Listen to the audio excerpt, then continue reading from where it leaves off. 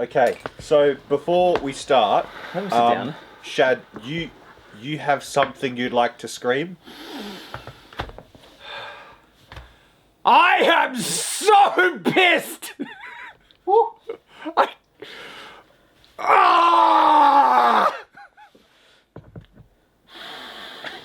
have you done?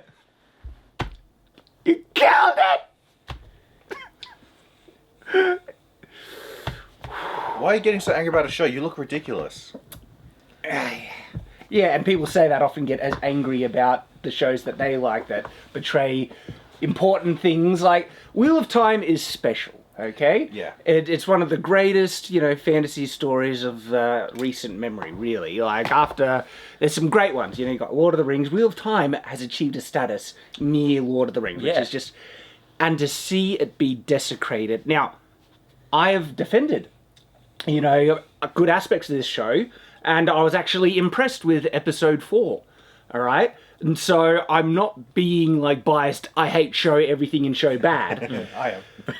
This episode is astoundingly bad on many levels, and it is the ultimate, to me, it's the ultimate mask-off moment as to the intentions and thoughts and feelings of the creators. Now, remember, I was trying to be charitable. You really were. I really was. You were full of hopamine. Well, okay? no. I was trying to give everyone the benefit of the doubt, but there is not just multiple signs in this episode that really reveals what's going on behind the scenes and everything, but there's the biggest sign of this.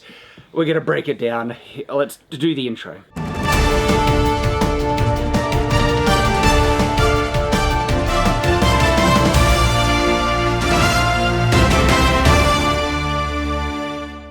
Welcome back, brothers, ye fellow knights, ye fellow watchers on the web.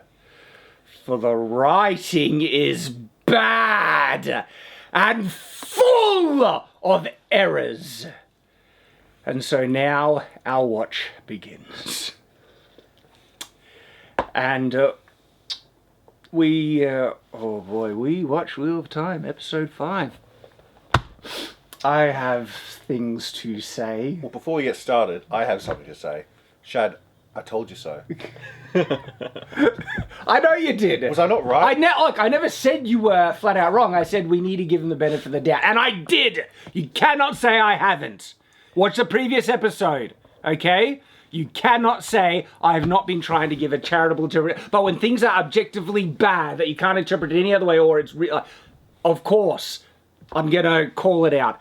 And holy crap, this episode is... Now, the thing is, before we even get to episode 5, there are some follow-up things I want to bring up about episode 4. Okay. Because again, remember when objectively bad things, I had a lot to praise in episode 4, but upon reflection, I've noticed something that actually undermines a lot of the structure of that episode, which is not good, okay? And a lot of the episode, like the Aes Sedai camp stuff, is structured around the difficulty in keeping Loghain shielded. Yep. All right? They were able to do something so easily throughout the entire episode, which would have solved it, and they established that they could do it and knew how to do it at the end of the episode, and it's linking. Huh. You're right. You could have just... Yeah! All the Aes Sedai need to do is link and bang, shield on, not a problem. Yeah, instead of having 3 of them... Yeah! Or 2 of them at all times, just... Separately, shielding. even if 2 of them linked, That is in the books? Linking is in the books. That's how they kept Loghain prison. They had 6 sisters linked. Now, the books established beyond a doubt that sisters can link and maintain a link for ages, and it's no sweat. And they even, in the book, at one point, link and keep a very powerful channeler shielded for weeks. Wow. Not a sweat at all. What do they eat? They can eat, What do they toilet? No, you can get distance from the thing, and you maintain the shield and stuff, and oh boy, that actually undermines the logical structure of that episode drastically. That knocks it down 2 points in my book. That's really, really bad. And I also explained linking incorrectly. Okay, I was saying that it's not the sum of parts. I actually think it's actually a little. People were correcting me. It's a little because it's been a while since I read the books. Give me a break, okay? But I love the books. You can tell that, And so fine details like this, I can get wrong, admittedly. It's actually less than the sum of its parts. So two sisters, when they link, they might lose a little bit of power. But the thing is, though, when they link, that the sister in control of the link can act as if she has the full combined power. So before, the two separate sisters, they can't achieve certain weaves that require certain strength separately. But when you combine it, the sister in control, because of the addition of power, can achieve much greater spells because it stacks, and the stacking might even be a little bit less than combined. But that means it's like we only have 3 sisters that can barely shield this guy. 2 of them link. Their power is almost doubled. Bang! Shield on. No sweat. Not a problem. They can maintain it for weeks. And they show them linking in the very end. They do the whole thing. And so I was like, why didn't you just do that? So, again, this show, like, the people making it aren't aware of the lore or the mechanics or everything, and they even contradict themselves in the same episode. So they're aware of it, but they lack the foresight to realize this should be doing this. And it's in the books, though. The book even gives a blueprint of how to do it. Okay, so, yeah, episode 4 has a big issue with it then. I was also wrong with Loghain's power level, by the way. Loghain is actually, I think, supposed to be stronger than Nynaeve.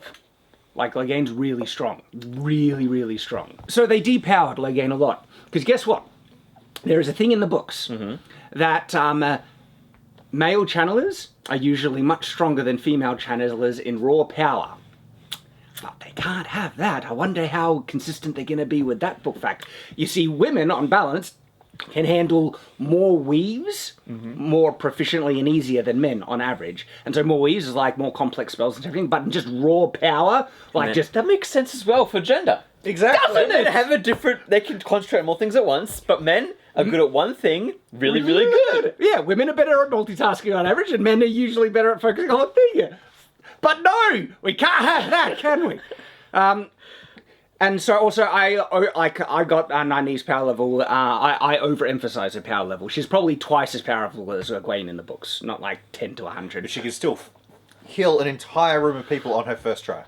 That is a bit of bullcrap as well. Like, well, to be fair, they're being consistent with their bullcrap. So, I mean, that is a complex, multi-weave, high-tier heal. Like, just healing someone on the brink of death can be pretty rough and difficult. She did that with multiple people, right?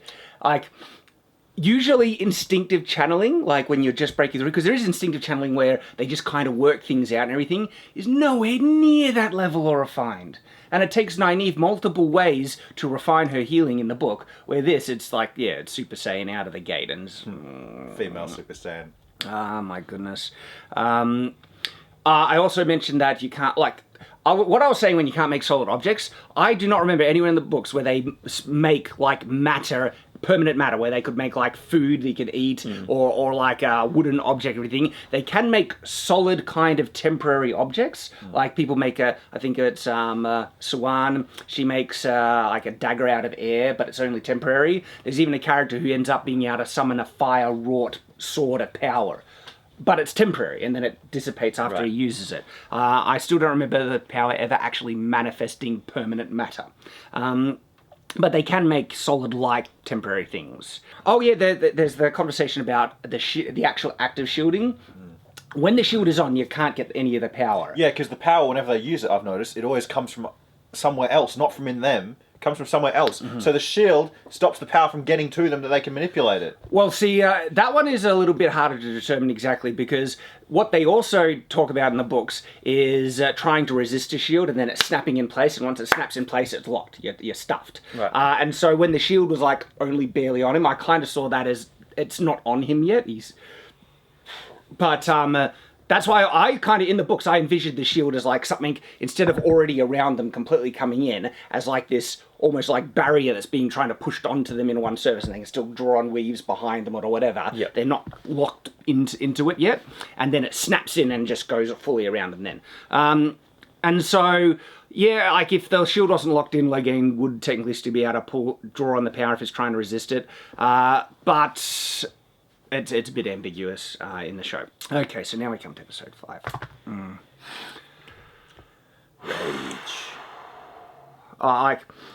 So remember how I say, you know, I can watch something, have a take, and then when I watch it again, when I'm really studying it, I can either see things that make it worse or better. In episode 4, I rewatched it, I saw a lot of even better things, honestly. Episode 5, I watched it, I did not, there were so many issues already, right? And I was like, specific things that I noticed, and then I sat down, took my notes out, I studied the episode, rewatched it, and it is so much worse. This episode is like a 1 or a 0 in terms of the bad. Wow. Okay. Zero? Like, before I go into all my rants, guys, all right, what's your impressions? If you like it, I will be offended.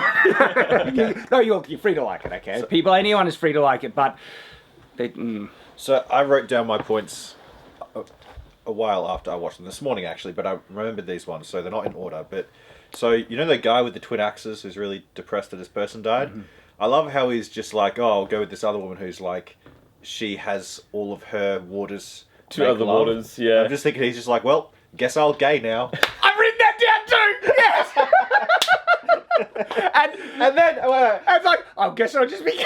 And here's the thing. Are you kidding me? Here's the thing. He's like, then I thought he seriously considered it, and then he commits suicide.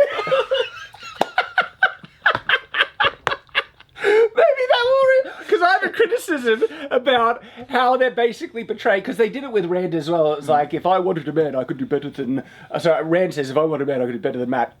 It's like they're trying to say that anyone who's straight, they're kind of implying you could be gay. And you might like it. Just open, keep the consideration open, you know? Yeah, keep an option open. And it's like, no, the reality is, straight people, and guess what? I know this, because, shocker, I am straight. You're straight? I'm straight, but guys. You have 5 children. I know, right? I've been lied to.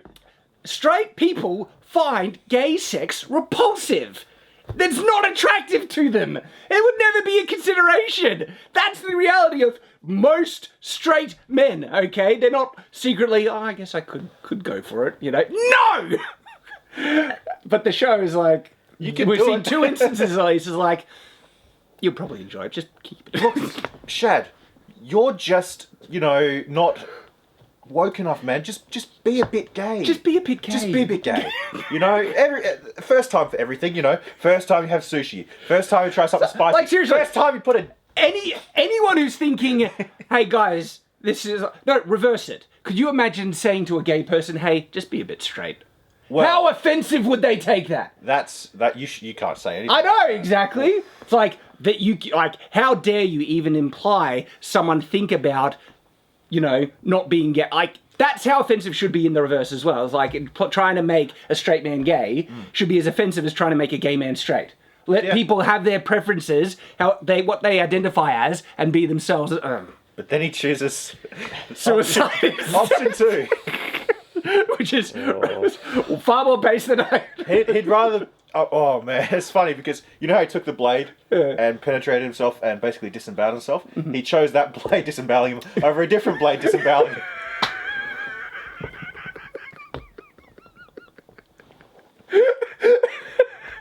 Wow.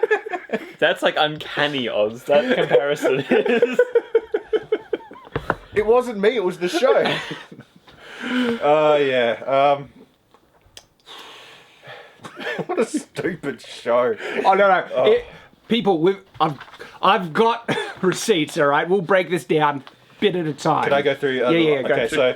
So when the same guy, he says, this pain is all I have left of her. Literally stolen straight from Westworld. They say it multiple times in that show. It's like okay, really? Loyal looked goofy as F. Holy crap. But I liked his character. Well, we'll get... I've more in-depth things to talk about Loyal, because... And last one, White Cloak's right outside the White Tower. Yeah. What amazes me is that you haven't even read the books and you picked up on that. I know they're killing each other. Yeah, it's like...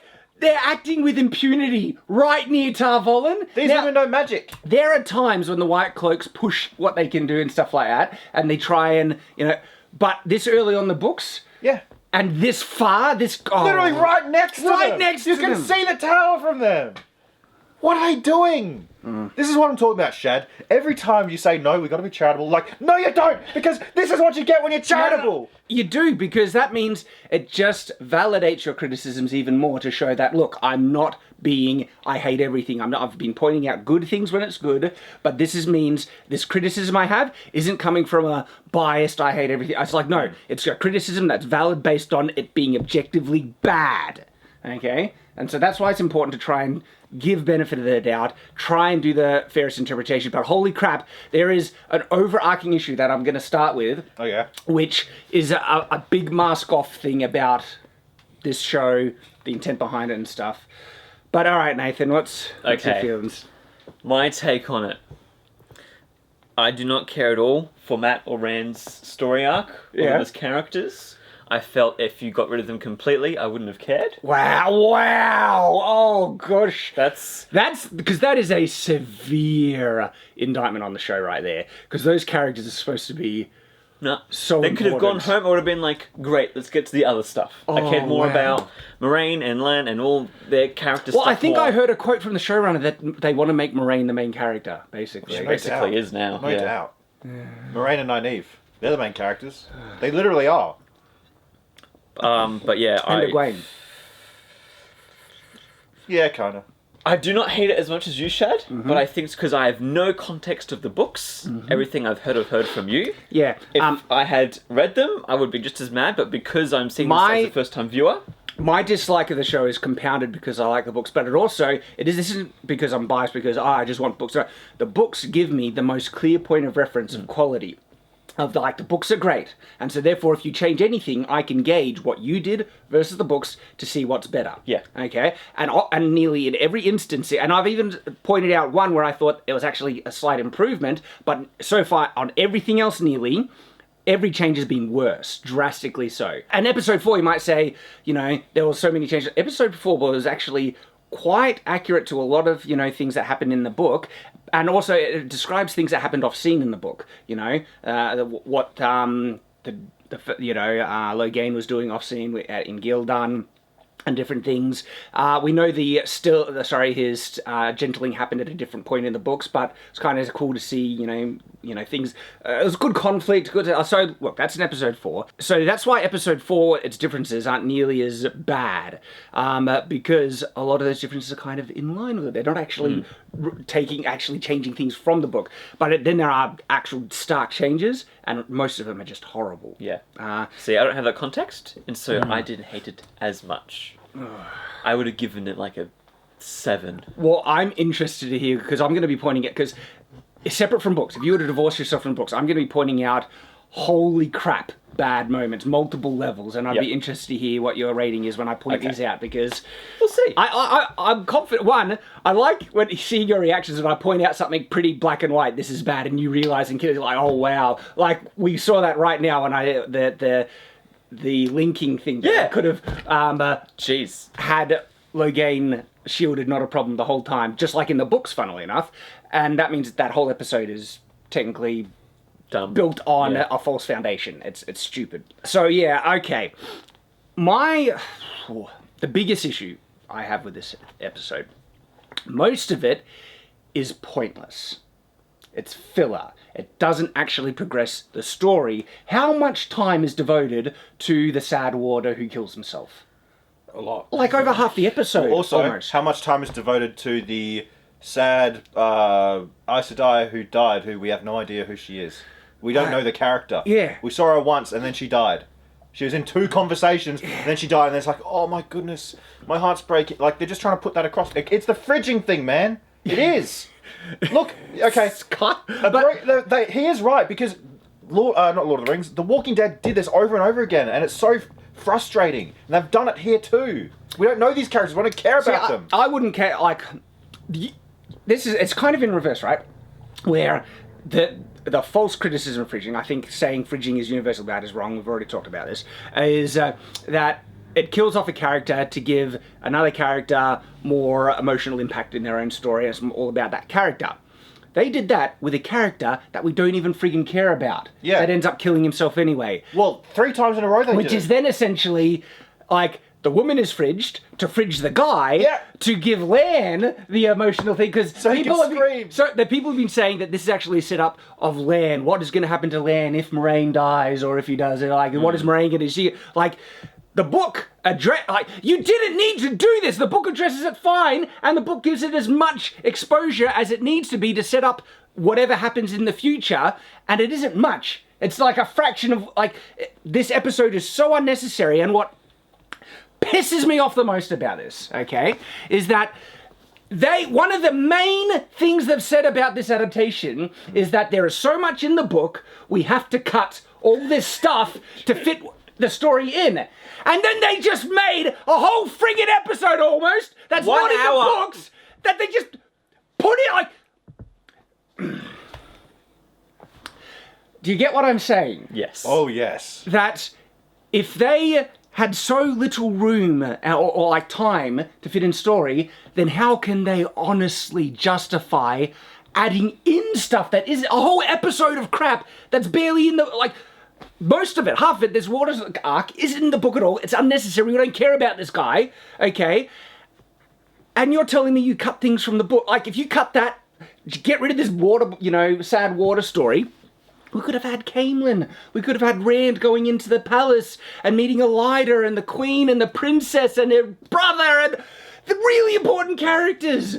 Like, they could have set up, the conflict in Camelin, Queensman. The innkeeper, that inn is supposed to be in Camelin. And this is going to mess up future stories massively because that innkeeper comes up later in the book as an important character. And he's there to do important things in relation to things that happen in Camelin. Now he's not even going to be in Camelin. So they'll just, Now he won't be in the show. Or maybe they'll cut him completely. Or they'll just be a new innkeeper. Like the innkeeper Tom was talking about, this is a new one. So they could have had great things from the book that they cut, not because they had lacked time, but now because they wanted to put in their own bullcrap, right? And this is where, when I talk about signs of the writers, the showrunner, whatever, showing contempt for the original material, where they cut something that didn't need to be cut. And their choice to change it made it objectively worse, which is a sign of the creators thinking they know better. The show was the books were imperfect.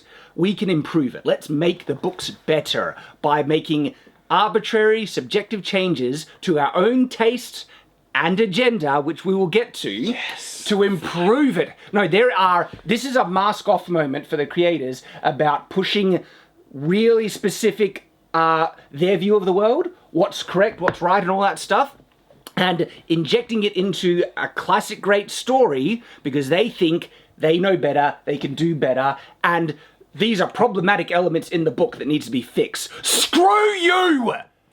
Seriously! And this is the biggest sign. You're loving it. Sorry, no, it's just, I just had a thought. The guy the water who chose not to be gay. Put my bum! You'll live! You'll get to live! Put my bum! But you'll be a powerful warrior helping a powerful Aes Sedai. Put my bum! There's two of them! Two of them! Put my bum! My poor sore bum! I won't be able to poo for a month. Put my bum's back there! Oh man, so the river dude, he chose death and so did the water.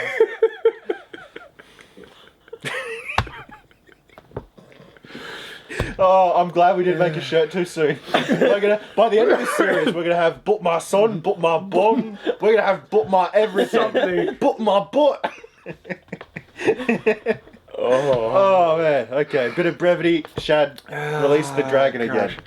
No, seriously, this episode felt like an entire, at least half of the episode was just these writers and showrunners just flagellating themselves, thinking that they're so great. I bet this is their favorite episode, probably, right? Out of the whole show, because they got to do what they want. This is their episode because they don't when I say they claim they like the book, really, if you did, why did you cut so much and then interject your own bullcrap pointless story that, honestly, the only relevance it has is Lan and Moraine, how they're going to deal with their water bond, and you could have set that up with a couple of lines. In fact, it was already set up by what happened in episode 4. We saw a warder lose his crap, not really accurately to how much they're supposed to lose in the books, but enough to set up, okay, that's going to be an issue with Lan in the future. We didn't need anything more than that! Yeah, we get a whole half episode of sad water. It's like, oh, blah, blah, blah, kill myself. And so, yeah, to me, this is such a huge sign of the writers thinking they know better, they want to change it so they can get their moment to shine. Look at us, we can do something so great. And it shows, like, really a huge amount of contempt for the original story, for the fact that this is the sign. This is proof. This is why this is like my breaking point, right? Yeah, for you. I knew long before. But, no, it's like, I knew things had to be cut, but now it's not cut for brevity. In fact, I've been hearing things they had the option to do more episodes, okay? They're reaching the final season of Game of Thrones on their first season. and so they literally have cut things for the purpose of changing it, to interject their own stories and interpretations on the show. That literally takes over half an episode because they know better, and they're just pleasuring themselves watching this episode, thinking they're so great. Yeah, and Shad, this is what I'll be charitable with this. I'll try to be like center ground. This is what I was talking about with the whole woke viewpoint, is that all the things you like, they're problematic. They need to be changed.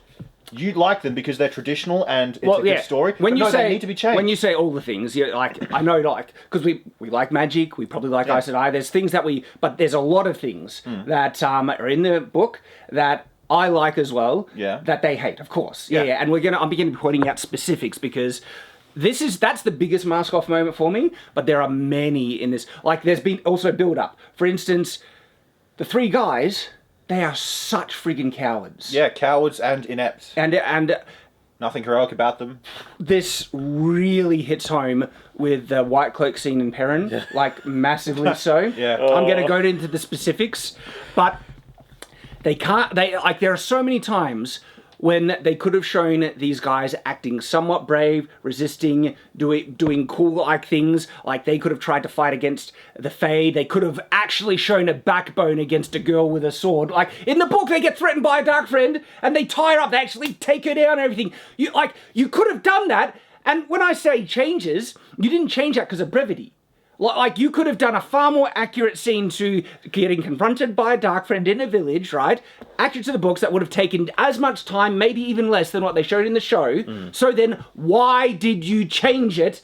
And the change legitimately makes Rand and Matt look like friggin' cowards, okay? Where in the book, they came off strong, resistant, they're trying to get by and all that stuff, but no, because why? Then I start... I'll tell you why. Yeah, but this is an important question. Why did they make the change like this? Any competent writer would be able to see that this is making the main characters come off really bad.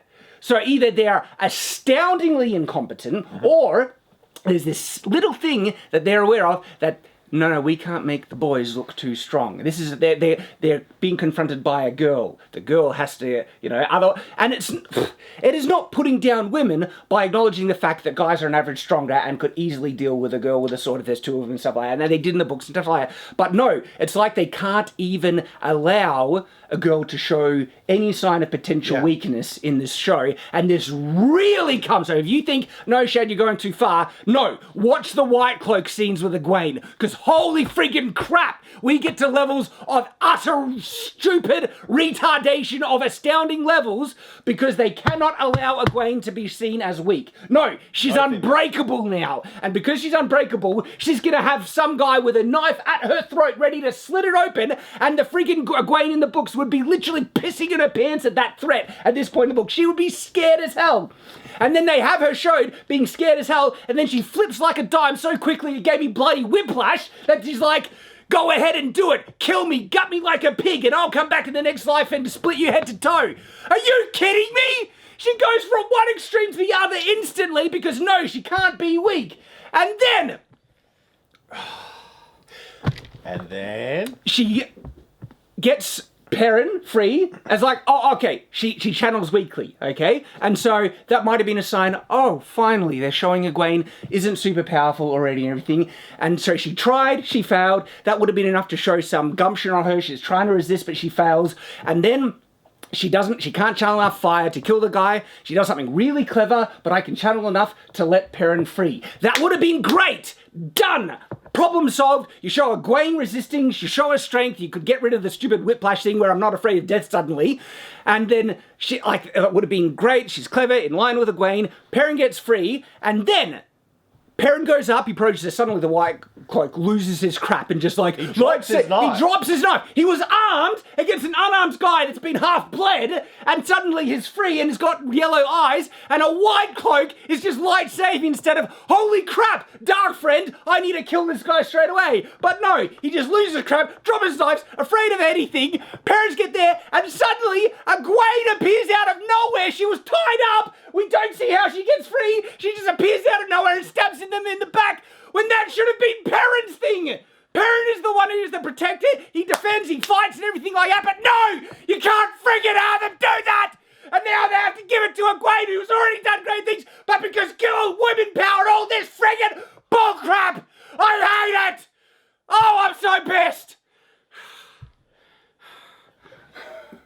I think the silver lining is, now you feel what I have felt for such a long time. Like, let it all... the levels of ludicrousness.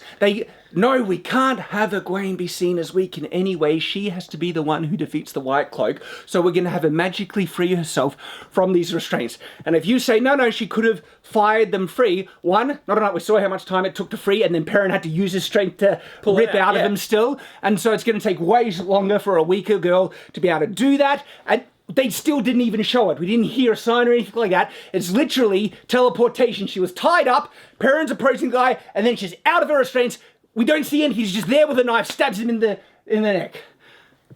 Perrin does not take out a single White Cloak.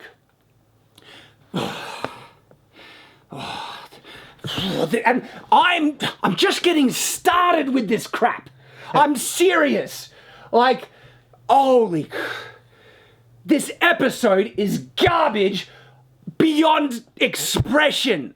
Well, Shad, let's be charitable for a minute, okay? Like, you know, you got to approach the showrunners with an open heart. I have. Now it's friggin' crusade time. Because... They mess with the thing you love? No. Now it's... like, unconscionable, it's irrefutable, it's clear as day. Yeah, We've seen again and again. I saw signs of positive, like, at first they were like showing the waters strong. They needed to protect their Aes Sedai. Like, okay, good. But this episode, under the waters are friggin' crybabies now. And, like, I was thinking, showing the waters more emotional and everything like that. No, get this, alright, we're right onto it, right? This is Lan in the book. Yep. Okay. This is out of New Spring. It's a prequel thing, so it's not a spoiler because it happened beforehand, right? Moraine is crying over someone who's dead, and she's having real trouble in trying to deal with this. She's emotionally vulnerable. She's emotionally vulnerable in the books, right? And this Lan. I'm going to try and read it in the way that Lan says it. This is what Lan says. Contrast this to the Lan we see in this episode. Okay. So, Lan talks about something in his past, a battle. Men who weren't there call it the Battle of the Shining Walls, he said abruptly. Men who were call it the Blood Snow, no more. They know it was a battle. On the morning of the first day, I led nearly 500 men, Kandori, Saldaeans, Domani. By evening on the third day, half were dead or wounded. Had I made different choices, some of those dead men would be alive, and others would be dead in their place. In war, you say a prayer for the dead, and ride on, because there is always another fight over the next horizon. Say a prayer for the dead, Moraine Sedai, and ride on.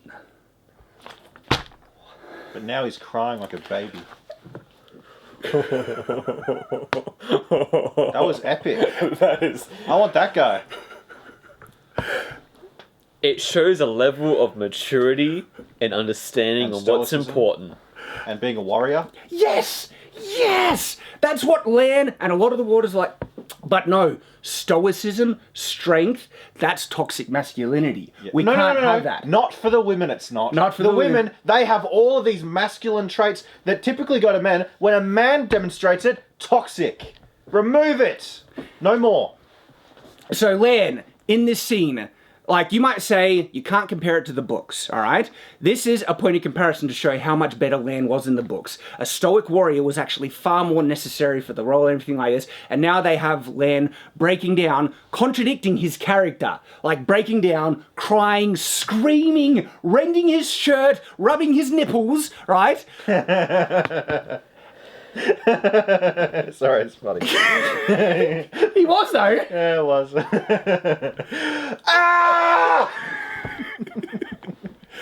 Because the shirt rending, right, when you look at it, it's flipping. It's not like he's actually pulling it apart. And so his hands aren't as far back. Because usually when you rend a shirt, your hands are as back as far as the shirt will allow because you've just rent it. But it's really loose. So it looks like he's holding his hands right on his nipples. Just like... And then he falls to his knees. Get this. This is another line from Lan in the books. There is one rule above all others for being a man. Whatever comes, face it on your feet. No, get down on your knees and scream like a girl and cry. I hate it! Ah! Shad, like, can we talk about this? Did I honestly not tell you? These people believe that what they have to do is men have to be weak. They can't show any stoicism. This, like, genuinely is a depiction of how the people who made this show believe ideal masculinity should be. Yeah. And it gets further than this. It also goes into what the guy, the warder, says about his Aes Sedai. So, in Game of Thrones, they have many different dialogue scenes between just men and women and women, right? Mm-hmm. Now, some of the most memorable conversations in the show happen between just women. Like Cersei Lannister, she isn't all like completely evil. She'll talk about to like Sansa, for example, who's like her captive basically. Like, you will never love anyone more than you love your children. And she'll explain why, even if they're horrible, all this stuff. And it's like a really great scene. But this show, there's nothing, there's emotional vulnerability there. Even though she's a villainess who's always really cruel to people, she shows some emotional vulnerability as a woman and talks to this other girl, and it's a really great exchange. In this show, they have nothing like that. In this show, it's all the men sitting across from each other, being like, oh, this is how I feel. My feelings, my feelings, my feelings. I mean, look, they have shown Moraine emotionally vulnerable at times and close to tearing up. She does start crying in that last scene, but not to the level of what we've seen, you know, the Waters reach, or the Land especially reach and stuff. This is how they're depicting manhood, okay? This is like honestly, I get the impression that because the Waters are supposed to be the beacons of masculinity in the series, like the stoic, the strong, and everything like that, protecting women, and I thought they were starting to go in a good direction in episode 4, where it really showed kind of an equal partnership and they're willing to counsel and everything. But here, this guy, you might say it's because it is morning and things like that. If they wanted to show a nuanced, balanced thing, they would show other perspectives. This is the only kind of view of it at the moment, and it's really presented as the idealized version where she gave me the honor of being her friend. What about you? What about the honor of being your friend, okay? This is really, really one-sided where the guy's kind of showing no self-respect. He says, and well, you might think, Chad, it's one-off. No, this whole scene is about that, where it's like, I knew I wasn't worthy of becoming her warder. I had to become worthy of her. It's all like, and then she helped me become worthy. Like, it's almost like the ideal progressive interpretation of manhood, which is like subservient, worshipful of their women. So much better than us. We need to improve ourselves to be worthy of them. It's not an equal thing where willing to be gay on just turning on the wheel. You know, it really becomes apparent with Lan later on when he like breaks down. And what, like, I don't like that at all. And this is the thing, right? Aes Sedai needed to prove themselves to their warders to earn them to be a warder. Yeah. Lan, in New Spring, he does not want to be Moraine's warder. Moraine needs to prove herself worthy of him for him to accept to be her water, and then he approaches her, kneels down, and gives one of the coolest oaths ever about, I will protect you to my life, you know, all these things, and she had to earn it. It's a complete inverse now, where these men are so unworthy, and that it is such the greatest honor to even be able to lick the boot of these women. That's how it's really being portrayed here, and it's like, again, it's like a mask-off moment showing that this is what the people making the show think this is the ideal form of manhood. No stoicism, you can't cry, you know, not crying is toxic masculinity, all those stuff. And if you're saying, no, Shad, I'm looking too far into it, where's the counterbalance? Have they shown a male character be really strong, stoic? Maybe Tam is the only one who even came close. Rand's father.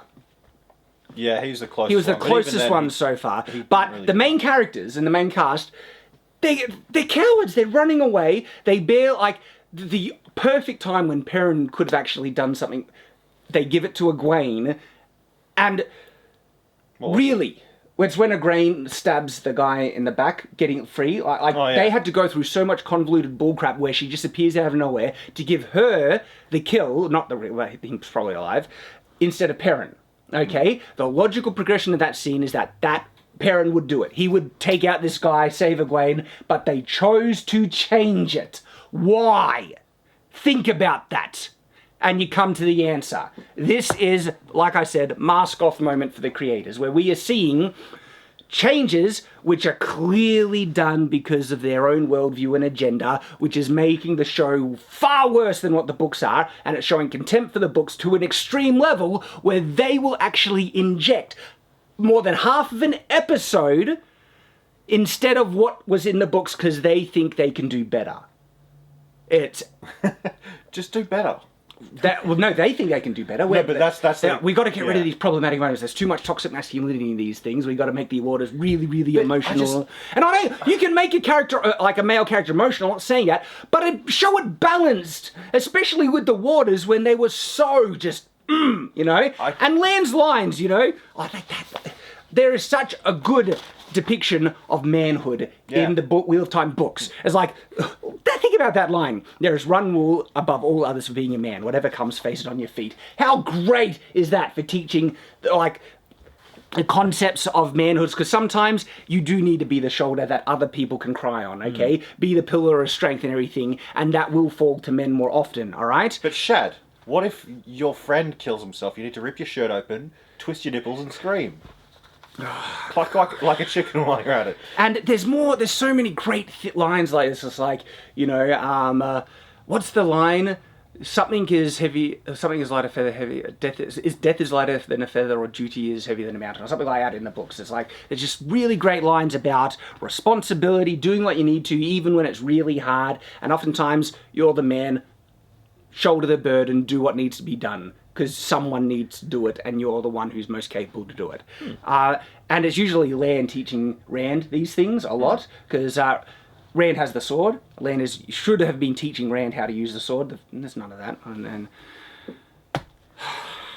And also, like, even his father was teaching Rand great things about. There's a part early on in the book where they're called the Void, or Shadow, or something like that, where you go into this kind of trance when you're shooting the bow to and fighting to just get this perfect sense of peace and serenity. And that kind of trance is really important for Rand's overall arc. What's it called?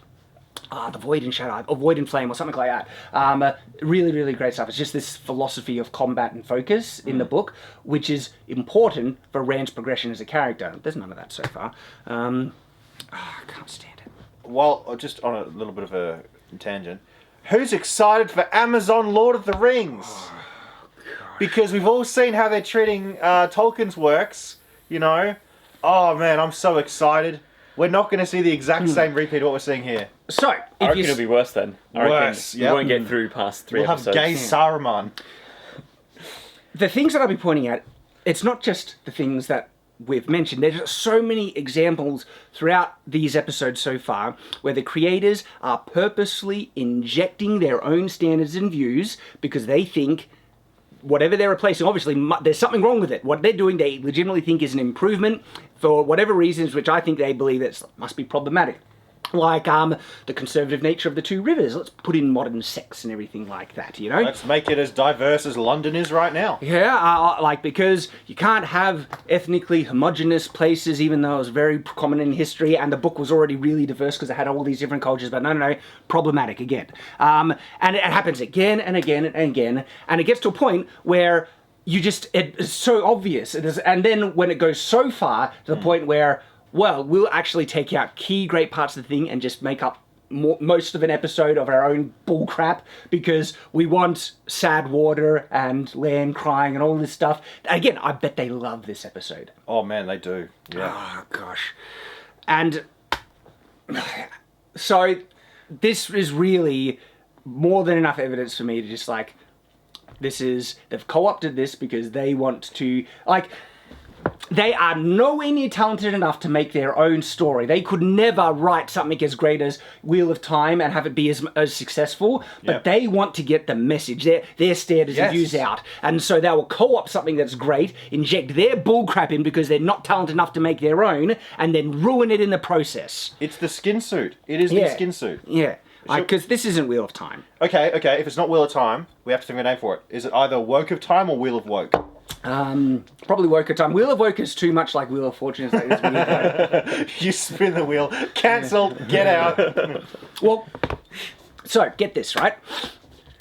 There are obviously people who are loving this because the people who made the show aren't the only ones who think Wheel of Time could be improved. We got to get rid of those problematic elements. And so all the people that love what's happening to Wheel of Time, well, they're also the type of people that can't stand any measure of criticism. Yep. Especially when it's black and white. You can point out objective, undeniable, horrible elements, especially in this episode. I've already covered a couple and it gets worse. Like, really terrible like writing. We're talking about some of the worst kind of writing you can think of. All right, it's objectively there, but if you point it out, no, this show is supporting, what we want. It's an ally. Yeah, but if you have any criticism for them or what they make, you're racist, sexist, and you'll be removed from society. Exactly, and so there's a lot of Wheel of Time. Well, when I say a lot, there's some really prominent Wheel of Time Reddit groups. Yep. Like Wheel of Time Show or stuff like that. And there's what are they called again? White Cloaks? Well, we'll get to White Cloaks. We'll get to White Cloaks. Because they have been banning anyone, first, anyone criticizing, but even the most tepid kind of simple little comments of that the show might be banned because they cannot have anything that dare challenge the narrative, the allies, everything like that, be banned left, right, and center. And there's been only one Reddit group that's actually been honest about what's going on in Wheel of Time, and it's our White Cloaks. The White Cloaks. And this thing, I've gone to our White Cloaks, I've read, and these other pages are trying to accuse them of being a course. White sexist, white supremacists. Bullcrap. I've gone there. There's none of that. It is full of people who love the books and have been just pointing out objective differences and fails in the show. But of course you can't have that, so they have to be vilified and labelled as the worst things possible. And it's gotten to the point that a lot of these other Reddit pages have been banning people for merely being members of our White Cloaks. Yeah. It's that level. Yeah. It's that level of ideological possession. This is seriously, if it gets to the point where you will just ban someone for disliking something, right? Why? Think about that, okay? They can't allow criticism. It's a show as well, guys. And just because you're part of a group doesn't mean that you always agree with them. Yes, exactly. But now they're banning people left, right, and centre because, no, they're challenging the narrative now. What? Welcome to the culture war. Welcome to the culture war. Come on, I've been. That's a good handshake. Shad, you've been very charitable. I have been because I think you can't we be need charitable to be. in war. This is complete and total war. You don't understand, dude. I've been fighting this since 2016. Okay, this is literally war, and for getting cancelled because you dislike something, that is like the ticket to the door, man. That is the first thing you see when you walk in. That is like. People are getting their bank accounts shut down because they're, So, this is important though. Wheel of Time has become a new battleground. It is an important cultural fantasy property, okay? Yep. And so people have been trying to, and I do not think that people, the creators, actually came into this thinking, we're going to co-opt this to spread the narrative. No. They probably liked a lot about it, but just think, we need to fix those problematic elements because society is saying these things are bad, not realizing that they're falling into a larger cultural, Well, they saw the thing, oh, women with magic and men don't? Hell yeah. Yes. Oh, but hang on. There's some issues here. There's some issues. These warders are too, they sometimes challenge and tell the Aes Sedai's off or counsel them. Can't have it. No. They're way too, that's toxic masculinity. Look how stoic they are. Look at this Lan, like Moraine having, this is in the prequel, but you really think they'd have like a scene of Lan consoling Moraine after when she's having an emotional breakdown and saying like, stand up and just move on and you have to be strong and all that stuff. Like, sorry. Wait, I'm going to make a prediction. I'm going to make a prediction right now for the next episode. But hang on, there's more stuff because they saw, look at how conservative they are and stuff like that. Where they need to be having sex with everyone and all that stuff and it doesn't matter what gender they are. Oh yeah, okay, like, she's got 2 warders. I might as well just start having Let's have a gay threesome. I'm straight, right? Yeah. Seriously, I'm straight. Let's have a gay threesome. Yep. First time for everything. And we might as well have 3 of the first times at the same time. And so they have gone, I really feel the creators don't think they're doing anything malicious, but they do think that they're improving the show and getting rid of those problematic things, which does show legitimate, true contempt for aspects of the original story, which I feel is more broad contempt for the story overall, okay?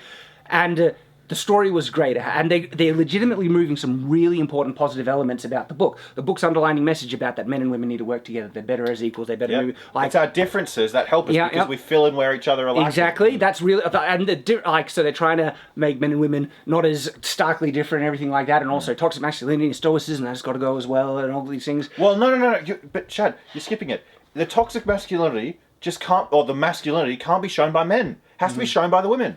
Because that's the thing, right? The dominance hierarchy. Throughout history, men have been more dominant than women, right? Yes. That's a fact, right? And so dominance is the power structure. And so they have to get masculinity, which is a thing that leads to upper echelons of the dominance. They have to give that to women. So masculinity literally goes to the women in power to demonstrate their dominance.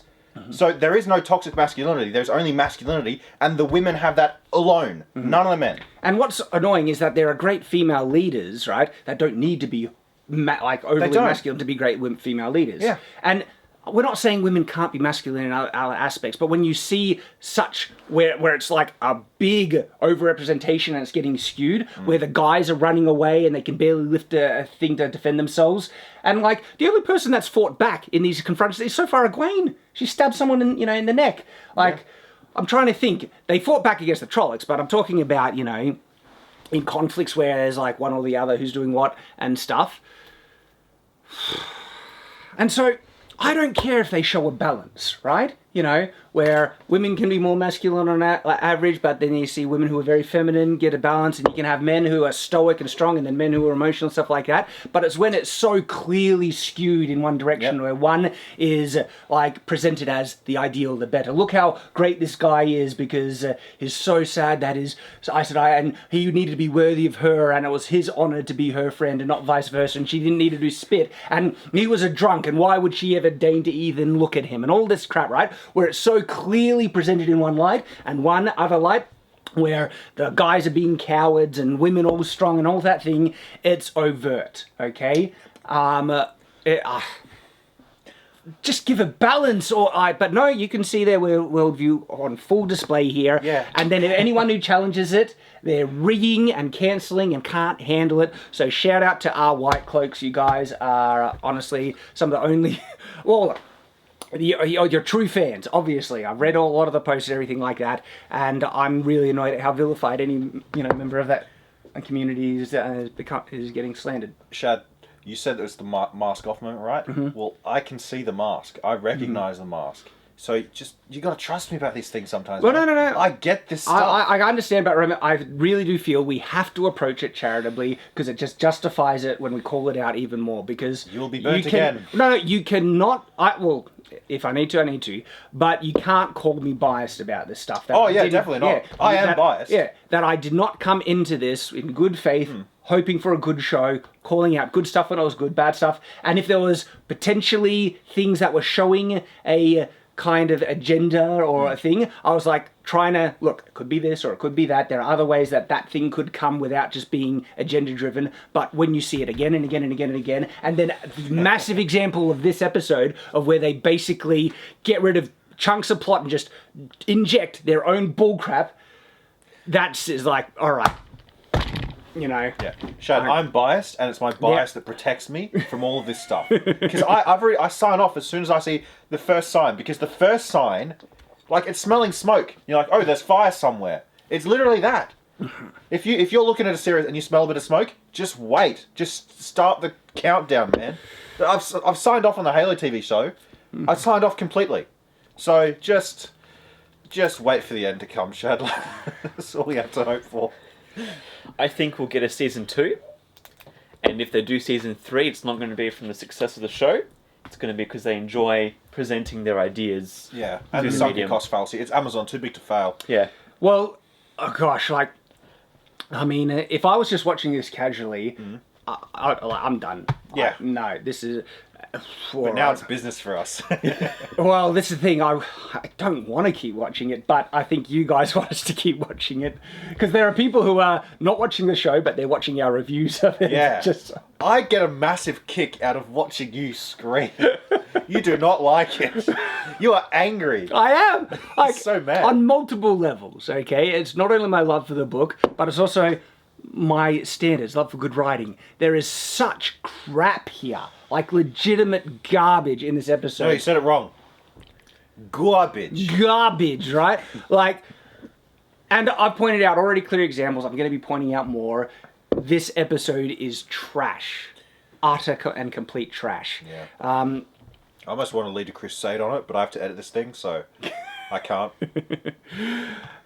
Yeah, and the fact that this is becoming a bit of a battleground, because wheel time is important and stuff, it just shows you signs of the times. There is a bit of a culture battle happening. Is there? Yeah. Is it cultural battle? No. I know, right? That sounds a bit, come on. Well, now. really? Well, why are people banning other people for just objecting to the show then?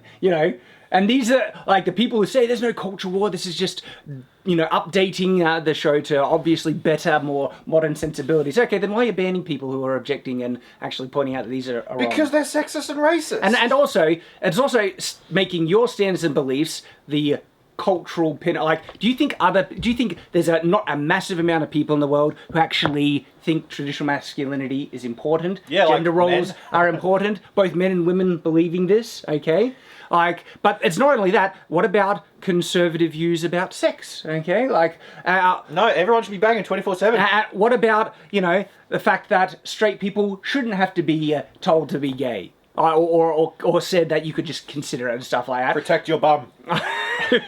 But it goes again level upon level. There are a lot of people, right, who uphold good, wholesome traditional values. And Wheel of Time, guess what? The actual book series was a pinnacle of that.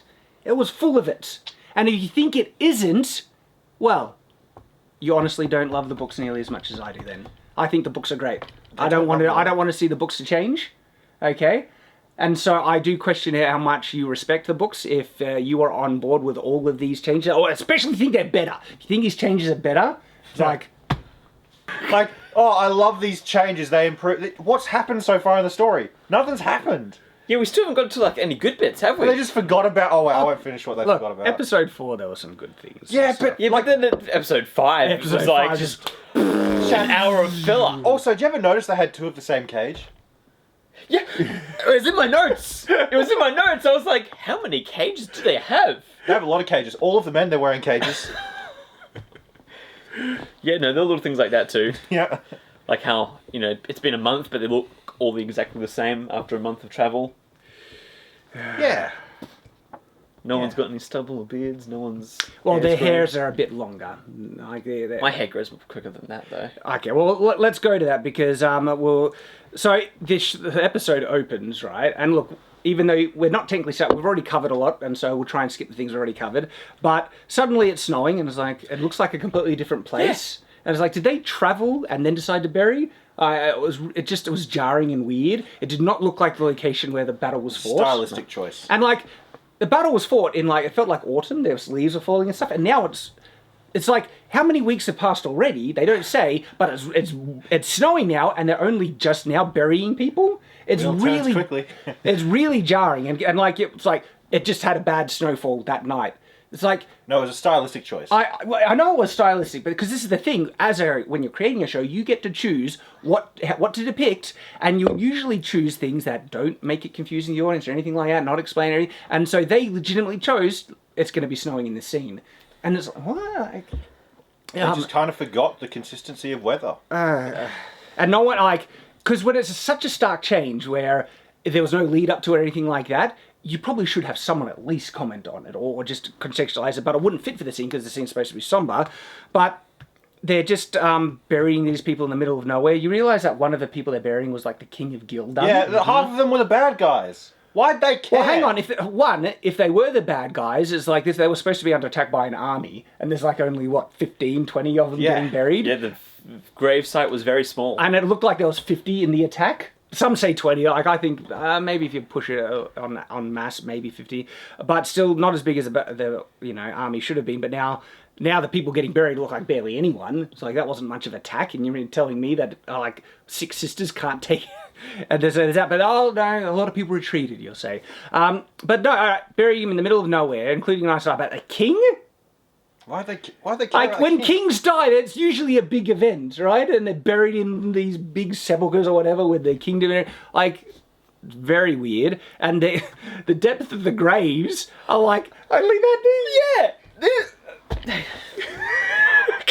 And they put cloth over them, like, all right, that's all good. Yeah. Those wolves that are falling back. I know, right? They have a face. Like, you know why you don't bury people in shallow graves? Because the wild animals and dogs just dig them up. They can smell the decomposing flesh. They're hungry. Like, that's so shallow graves. All these people's bodies are going to be desecrated by animals and everything.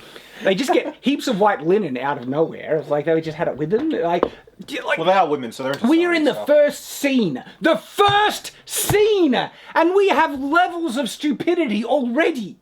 And I was thinking maybe they're going to use the power to cremate the bodies or send them deeper into the ground. No, none of that. It's just they can weave. Oh, they can do stuff. No, they can't, apparently. Oh, Shad, you point things out at me, and then I'm like, oh. So what are you thinking of the episode now, Nathan? And we're not even halfway through, mate. What did you say it was before? 6 or 7? Yeah. What's it now? It's going down. down. And staying down. Yeah. Like I said, this is a 1 or a 0, and I think I'm being generous with a 1. Can okay. So I gave it, 2 before? Like, overall for the series? Talk about the episode. The overall series. The overall series, look, I was expecting all this woke stuff. Mm-hmm. And so I was just like, okay, fine, I won't worry about the woke stuff. But now, since we have permission to worry about the woke stuff, I give this a -10. Because I'm allowed to worry about the woke stuff now. Well, I'm really interested, because you guys haven't read the books. You got more enjoyment out of it generally and stuff. Yeah. But I really feel even separating from, my knowledge for the books, which makes it really bad because I know how good it could have been and what they're cutting, and I can see clear as day what they have cut and what they've replaced it with, and they're replacing it with crap. It's like, come off it. But if you don't know the difference, people might not be aware that they're getting replaced with crap, and they can still get more enjoyment, because there are people who are loving this show. But I really feel, even look at it, break it down, look at what's going on. So even separate from the books, especially this episode 5 is horrendously bad.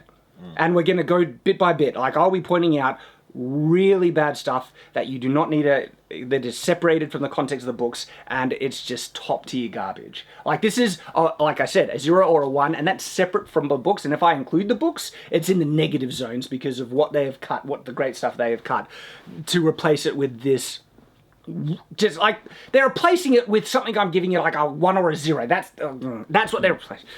I'll tell you what, Shad, I've seen this advertised to me, and if I wasn't working here, this wasn't my job, I wouldn't have watched it. Had I watched it, I wouldn't have given it past episode 1 because of how long the episodes are. And so thinking about it now, being completely separate from everything, if I was just by myself at home, I would watch anything else. If I had all that, I would have seen show by Amazon and be like, yeah, work is crap. Goodbye. Tell you what, okay? There is a show that's full of their woke politics, but is actually good. Okay, which one? It's actually good. Carnival Row. It is literally full of woke politics, but the characters are good and they're not done like they are with the men in this. It's actually a good Is show. that an adaptation from a book? No, it's written straight to TV. So, okay, so they made their own thing that was half decent. They did, and it was actually no, not half decent. It was actually good. There we Like go. there were parts that I actually cried because it was like, holy crap! It was a great show. Seriously, we should watch that just because it is really good. Okay. Tons of nudity, but it's still really Oh, good. well then. Oh, that Despite explains that. it. No, That no, explains it. despite that. We know why I was Despite that. It's got Orlando Bloom. So, next scene, they've skipped forward a month. Yep. A whole friggin'... I wouldn't have known a second had passed. Like, wait a minute. What was the last scene that we saw of Matt and Rand? Just They were running off at dark. ran away. But before that, They're running away from what, Nathan? The dark shade, one. the The shade, Shade, yeah, the fade. the fade, yeah. They were running away from a fade. That seemed pretty friggin' serious. yeah, but before that, the first thing we saw on the show was the funeral. So they did the funeral and then they jump a month ahead. Yeah. What am I thinking? That's so like. They do the funeral and then it goes to Matt and that, and then it goes still a month ahead. Well, no, they do the funeral and then it's a month ahead in the very night. I know. I think it shows us who they're more focused on. Yeah. They're not Like- focused on the fight. Well, they're focused on- okay, I see what you're saying. You're For a right. show called Wheel of Time, they're not keeping track of it. They show the direct follow-up of events from the previous episode with the guy that died that we don't care about, Yeah. and not the direct follow-up of the two main characters getting chased by a friggin' fade. That one's ignored, but oh no, the funeral thing, which doesn't Characters we don't care about. ultimately mean spit, We but don't know them. But it's kind of, Lan said, Rand said, do you think that's more important than Matt and Rand being chased by a friggin' fade? But no, that's ignored. Hey. Oh, this is crap. Gosh. I can't believe they would ignore something so important, right? And in the book, it's serious business. Rand and Matt are like really having trouble to try and stay ahead of monsters and everything. And when they finally get to Camelin, right? Camelin has a wall around it. They hear that there's been sightings of Trollocs around the outskirts of the wall. They basically, the Trollocs has still been following on them, and now they're just waiting outside the city. It's like, it's that serious that it's been that difficult to try and escape. And then, I won't do this because they're obviously moving, not all events, but some events from Camelin into Tarvolin, because they do something to travel somewhere, and they escape that way, and they're moving that. But by changing it to Tarvolin, right?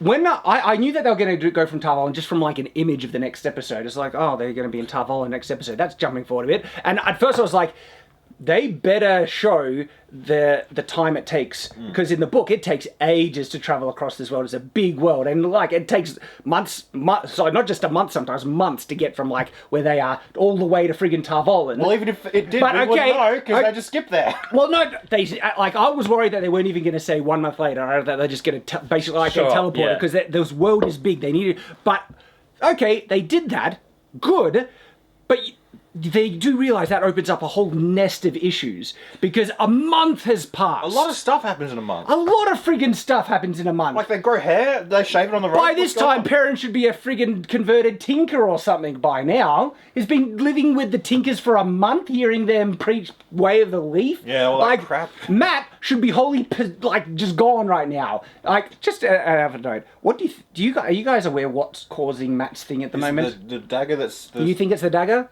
Didn't he get touched by the thingy? He was throwing up stuff before. It was the... So, when they went to alright, visit- you know that he's like got some type of dark thing from Shadar. But it looked like the exact same stuff. Yeah, going so to you the mouth. put it's you can put one together. This isn't a spoiler. You're right. Okay, a month has passed. In the book, he'd be dead. He'd be a goner. He's been dealing with this for a month. Like, holy crap! But of course, that is a change you could just wave in the show that it takes longer. But then that takes away the stakes of what's going on with him and all that stuff. And has Matt just been like this grumpy, thing throughout the whole trip, I was him, I Rand would would have be ditched ready him. to throttle him. I Yes, would have- exactly. A month of that? A month. Oh. Yeah, I mean, like if you're with a girl, you can take 1 week out of the month. That's it, and then you're, but a whole month and from your guy mate, nah, I'd kill him. And so much should have happened. Like the Fae, the Trollocs would have caught up. Like the Tarviran effects of when they're traveling through and the people they meet and all. Like the book is so great about travel, where it always shows important events, and even when it skips forward like a time, it gives a bit of summary of what they've had to deal with and stuff over the past. So there's a point where Nynaeve and I think it's another character I won't mention who, they're traveling by boat. All right, and like Nynaeve is getting sick, and it gives her, she's throwing up over the side, and they give this whole thing about what the characters had to put up with throughout the time and everything. And so even when the book skips forward, it contextualizes stuff has been going on. This has been the nature of the everyday and stuff, and you get the feeling of time. Here it's like a teleport. It's like suddenly we're here, and it's like they're trying to pick up exactly from the events that happened in the first book, and nothing really important has happened in between, which is just so unrealistic. It's so jarring. It's like, come off it. What happened to the Fae? What happened to the Trollocs? Why is Matt only slightly worse than he was before? Well, I mean, to be fair, you say slightly worse than he was before. He was literally possessed walking around. Well, you're right. It was getting pretty bad before, wasn't Now it? now he's relatively okay, just a bit sick. He's just a sick. grumpy man. It's just, Yeah. If anything, it's gotten better. And why did they didn't need to change it to Tar Valon. They could have kept the meeting in Camelin, which is much closer. It only takes like maybe a week or so for everyone to get there and stuff. And they could have had important meetings in Camelin where Rand meets the Queen and Elida and Elaine. There's no point! And then we get to Tar Valon, and we have this whole separate bullcrap side story of Sad Water committing suicide, and we don't need to see, and there was only the smallest setup you needed to any implication on the main characters and stuff. But no, we get all this friggin' crap, and then they betray Tar Valon worse, because they're in the tower, and it's bloody deserted. Where are all the sisters? Where are the accepted? The novices? Yeah. There's no one there! I was watching it, right, and like all of the halls are stark white stone. There's nothing like Game of Thrones had set dressing everywhere. You think they'd have carpet, sconces, paintings, but it's all bone white. And because of that, it made it so more obvious that they're reusing the same sets. Yeah, they use the same set as Shadow Logoth for the city. Yes, I have that written down as well. But in the tower, everyone's bedroom is the exact same set. It's the exact same set. I didn't notice that. It was because the bedrooms are so bare and stark, and there's barely any set dressing to make it unique. It's like it's the same friggin' room. Moraine's room, the Warder's quarters where Nynaeve is. Like every room they go in, and Land's quarters, it's the same friggin' room. Now, if you look close, you can notice it in Game of Thrones, but you have to be looking for it because you're right, the set dressing, everything. But there's like this one. It's Joffrey's bedroom. They use that for like the dining room. They do it for a meeting thing, but they make they make the set dressing so unique you can barely even notice it. You can't tell. Here, no, and they use the same hallways for multiple scenes. That hall with like the statue of Waters. Yep. Like they use and it really gives the impression that this is low budget, even though they might have had the same budget as Game of Thrones, but they're not being clever with what they have. Yeah. And so they did a better job in trying to hide the fact that Tar Valon was Shadow Logoth. It's the exact same set, just painted differently with set dressing. Yeah, it's exactly the same architecture, same windows. It is the same, like 100% the same set. And so there's a lot of fails, even on a technical level. It made the show seem really low budget, just when, it's like, it's just the same friggin' room. Put some effort into it. And speaking of Tar Valon, if that city had tons of diverse different people, I would have been fine. Because I would expect a city that is literally in the middle of two rivers. Tar Valon is at big time, like, multicultural. Yeah, so that would have been fine. I mean, I didn't really notice anything then. They all looked white to me. There were a few. I actually watched, there was a few, but it was less diverse as the two rivers. Yeah, so, see, that's my point! That's the thing I noticed. I want to cry. This is garbage. This is trash. Oh my goodness. And so it was Complete. I wonder if they made it like, because we have Shadar, we need the set for Shadar Logoth. It doesn't really look like Camelin, but we could make it look like, you know, Tar Valon. Well, we can make it switch their travel to Tar Valon, even though it messes up so much story and all this other bullcrap. Hey, now that we're at Tar Valon, can we get to another group of people who are at Tar Valon? The Ogre? No. Who? The White Cloaks. Oh, we will. Okay, okay. I mean, but I still want to just get on this point that Emerald Throne, in terms of story and what's being portrayed, I don't know if it's budgetary concerns that, the Shadar Logoth set doesn't look like Camelin, but they didn't need to do it story-wise at all. They could have kept the characters in Camelin. It would have made so much more sense. They wouldn't have had to cut great things and all that. It's just, I hate it so much. It's funny. They're small little things, but they see a stone pillar multiple times. I'm glad that they showed those. What are they? They're important. They had writing on them and stuff. I don't want to give spoilers, but they come up later in the story. And so, hey, the front gate of Tar Valon had matriculations.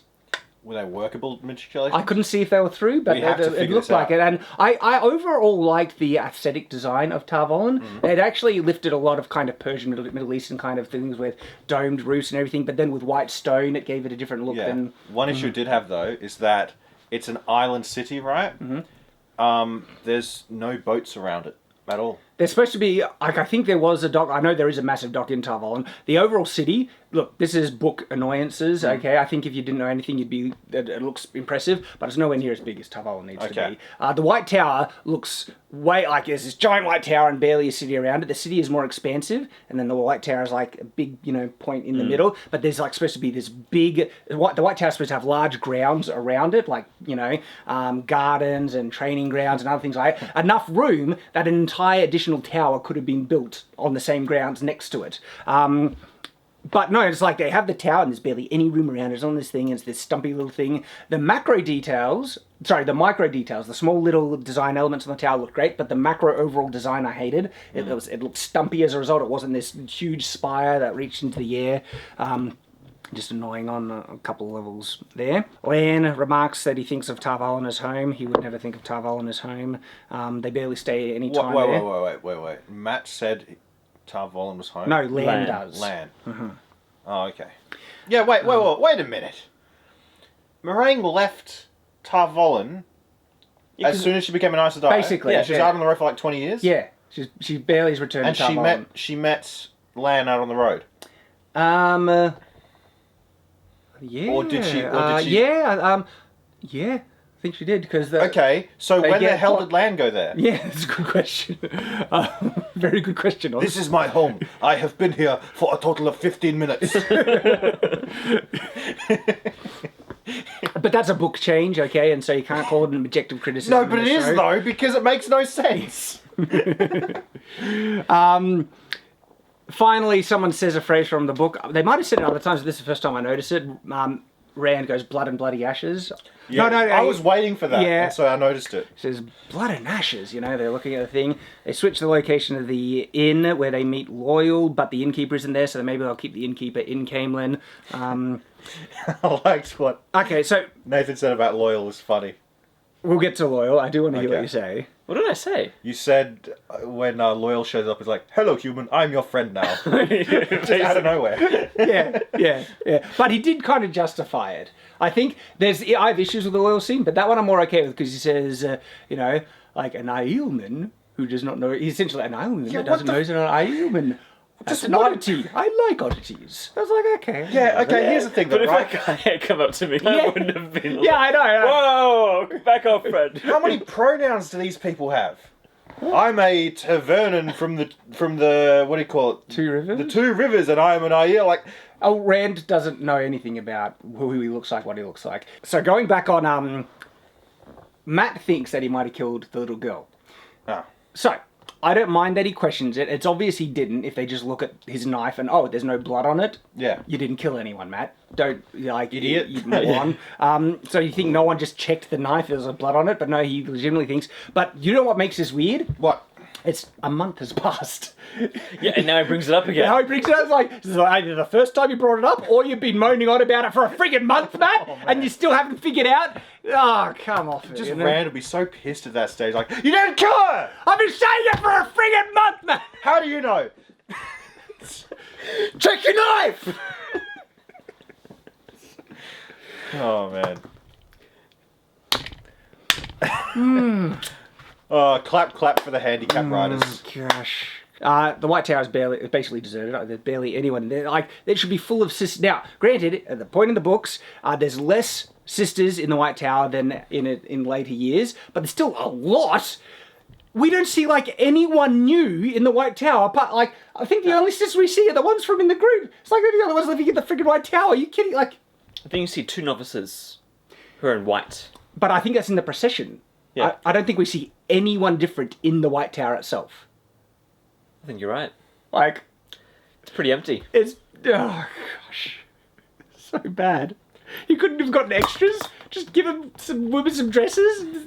Well, we did see a bunch of warders at the other water. Well, funeral. they had accepted and novices in the procession. You couldn't have them running errands in the tower? Yeah, because having them walking around, it's so small, but it adds so much to the actual, like, Yes. background of the story. But it's a deserted, like, shell of a set in these scenes. It's like... This is meant to be, like, the pinnacle of power in the world. This is the White Tower. I mean, am I wrong? Is this is like the most powerful place on Earth? Yeah, like, basically, it's... You'd think you'd have some people passing notes somewhere, delivering mail, bringing know- food through. It really came off like, this is low-budget crap. Moraine says that her eyes and ears will see if anyone enters the city. Matt and Rand enter, and she That's a doesn't lie. see. So, like, fail there. Like, come on, Moraine, are you going to find him or not? Like, should have been... She says it would have been easy. It takes ages. I like that Moraine said, beware of the other sisters. Would have been good if we saw them.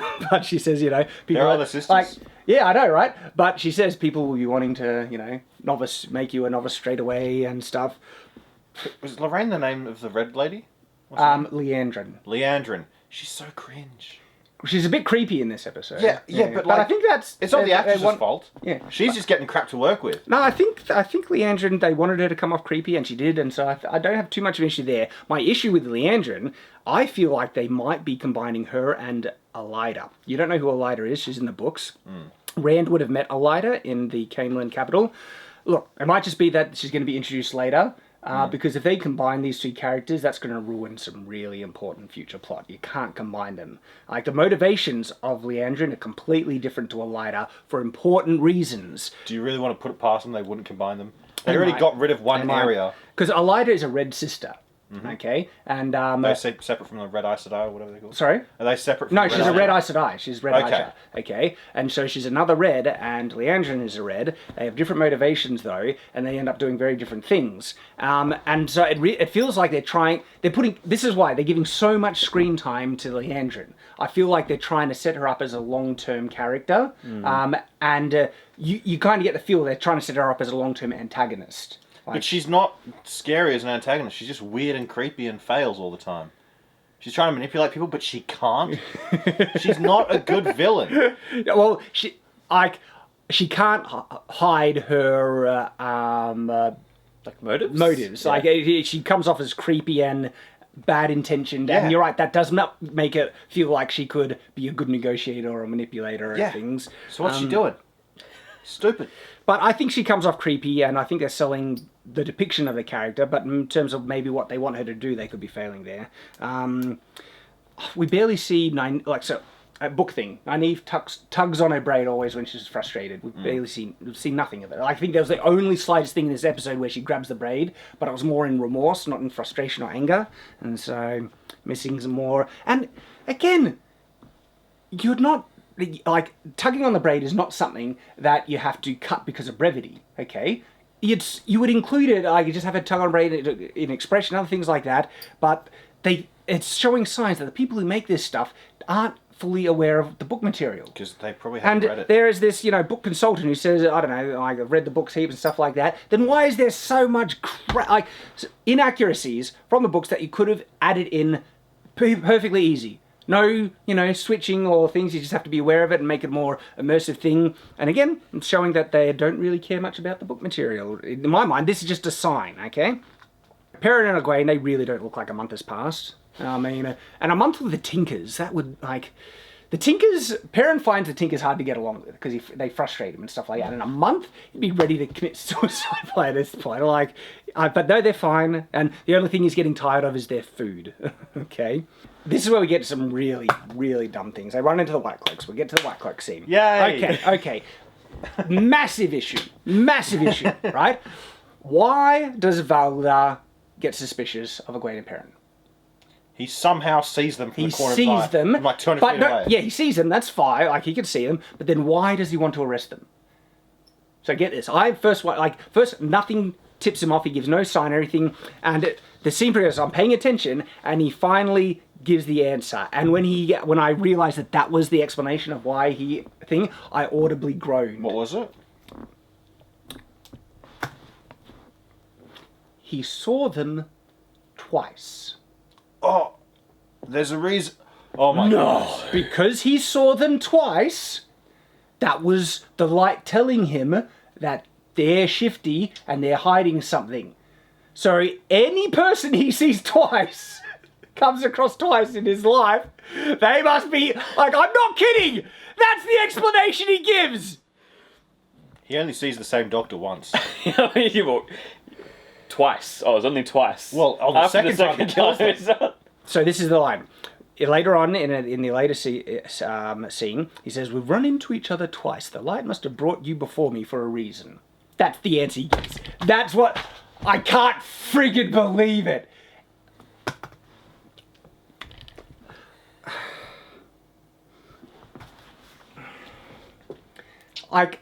How can you say the writing is good when you see garbage like that? I see someone twice, ergo, I'm going to torture you. You say, he's just evil shadow. Think about that. He just randomly sees anyone twice. That's it. It is astronomically dumb. And now we have a good point of comparison. Because you know what gets the White Cloak suspicious of Perrin in the books, guys? What? So, a storm kind of happens. So a bad storm happens. This is Perrin and Egwene on the plains, the plains that they were travelling on and everything. Yeah. They go for safety, and they end up running into a White Cloak band on horses, and they're cagey, they don't know what's going on, wolves are around and everything, and so the wolves start to attack the White Cloaks. Perrin not doing anything, right? But the White Cloaks then start to fight against the wolves. They're trying to run away from the White Cloaks and everything like that, and the White Cloaks kill one of the wolves, and Perrin snaps when they kill a wolf, and he goes and he kills one of the White Cloaks. That would have been so much better. And then they get arrested, and so then they in the White Cloak camps. The justification of the White Cloaks is Perrin killed one of their own, and he seemed to have been controlling wolves, and they White Cloaks hate wolves because some of the Trolloc heads are wolf heads, and so they think wolves are creatures of the shadow. Yeah. Here is a guy that seems to be controlling them, got the wolves to attack their own numbers, and then ended up killing one of their own numbers. Such a better motive, Shad! It's almost like the books are good! But the writers are so friggin' arrogant that they think they can do better and replace it with steaming dog crap like this! You know what, Shad? I think it's time for a crusade. I might not return, but you keep doing what you're doing. Okay. But I'm gonna use this katana. Okay. Okay. Just don't use it on yourself. Team Oz down below. Team Nathan. Oh, Team Nathan. no! Damn it! You said it! Go on your crusade. I'm going on crusade now! Now use the katana on yourself if you have to choose between that or gay. Okay, Oz! We're only going from what the book suggests. Only from what Sorry, the show suggests. the show. I can't believe that's what they replace it with. And there is a lot of wasted time in this show so far, right? They could have easily fit in this White Cloak scene in the last... And it was there. It was all waiting there. Yeah, they were in the plains, right? The wolves are chasing and stuff like that. Do you think the fire lighting scene was more important than the one where he first confronts the White Cloaks? It is, because it showed the lady using her magic. She's powerful. Women empowerment. that has so little import for the overall arc of the story. But you're right. It's like Women we empowerment. can't give Perrin his important character progression because we want to show Egwene with her Women Ah! empowerment. Come off it! No, And so it might have been a different reason. the defense that they had to cut things for brevity is bullcrap because this is a perfect example of something they could have included, right? And it would have enhanced the show so much better. They might have had to cut it for budget. Maybe. I don't know because just they had wolves be attacking white cloaks in this episode, so they can do that. Well, no. They had. You heard it happening outside. You never saw it. No, you did. When they're running away, you actually see like wolves, jumping on people Oh, I and must stuff. have missed that then. Yeah, they could easily. And this is really important because, like, Perrin and the White Cloaks, well, obviously they're not going to get along in the future. So now, this is it. They arrest him because they saw him twice, okay? Then they rightfully break free from being tortured for no good reason. And now, guaranteed, Valda is going to be hunting Perrin because he saw his eyes flash yellow. And that's as much as he has to go off. If he sees Perrin a third time, he's gonna crap his Holy pants. crap! Like, He's gonna if scream. 2 is enough. I can't believe how this episode is top tier garbage, and we're just going through one at a time, example after example. To garbage. And so they're doing the White Cloaks horribly. Yeah. In the show, okay. The White Cloaks were jerks in the books, but sometimes, not always. The White Cloaks, they hate the shadow.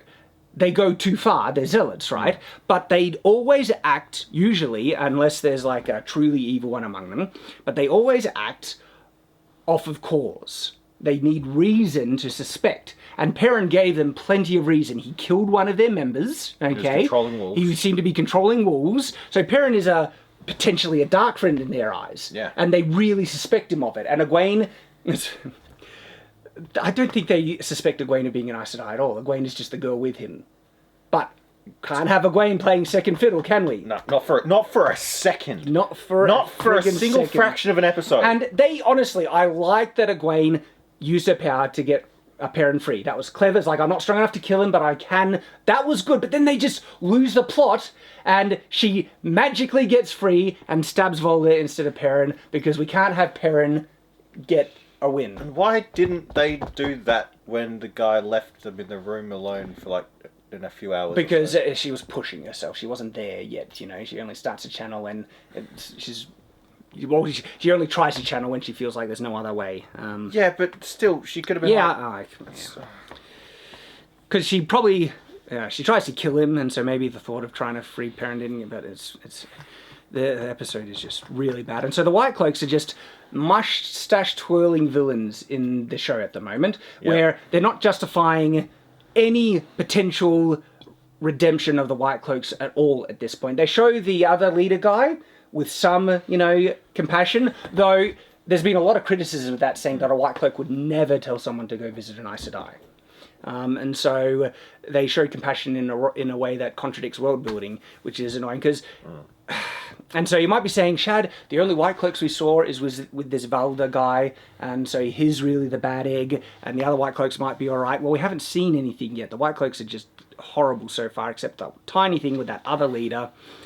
Sorry, I just want to comment on the fact that it's like, okay, I suspect you of being guilty of something. Now, I'm going to torture this innocent guy until you prove your guilt. Well, see, a lot of the questioners are like that. It's in the books, like where the questioners are real dodgy, and they will torture confessions out of people just because like you can torture anything out of someone if you give them enough pain, they'll say anything you want. The entire Soviet Union was built on that. Yeah, and so the book actually points out that this is dodgy. The questioners are usually dodgy. Okay. Valda is a questioner, and so, but the thing is though, this is where they get really off the rails, right?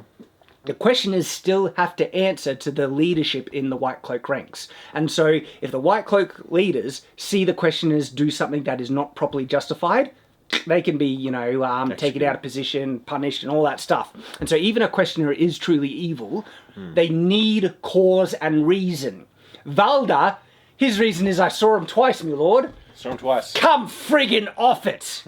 You garbage writers. Oh, I can't stand it. Because, like I said, They could have shown dodgy questioners, okay? But their big fail at the moment is that the questioners have no defense or justification for it apart from me be evil. Twirl my mustache. And you pointed out that they're acting with impunity, right? Again, massive problem because they changed the position. They did this like on the plains when Perrin is dealing with wolves. Now it's like right next door to Tar Vollen. Tar Vollen, right next door to their enemies. So, okay.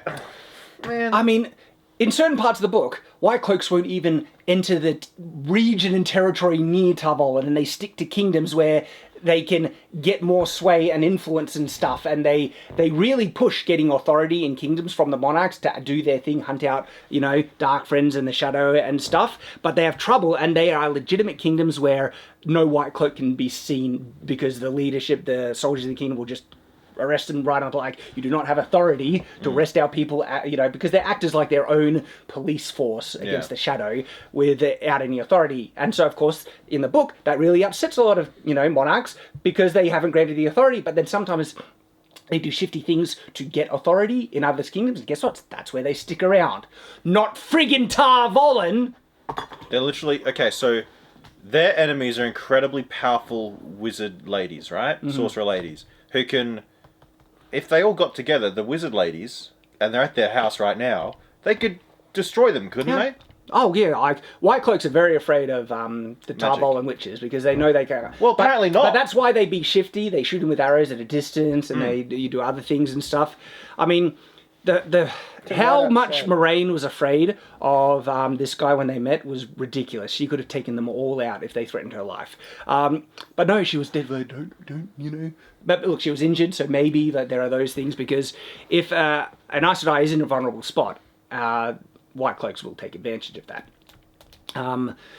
But it's crap on so many levels. So yeah, they're just acting whatever they want. And again, that's a massive fail on the location change. They didn't need to do it, and it would have made much more sense. Now we come to Loyal. He did look a bit silly, didn't he? Not only did he look horribly silly, he doesn't look like what he's supposed to look like in the books. What does he look like in the books? One, he's supposed to be like 2 foot taller. Like, he's huge, right?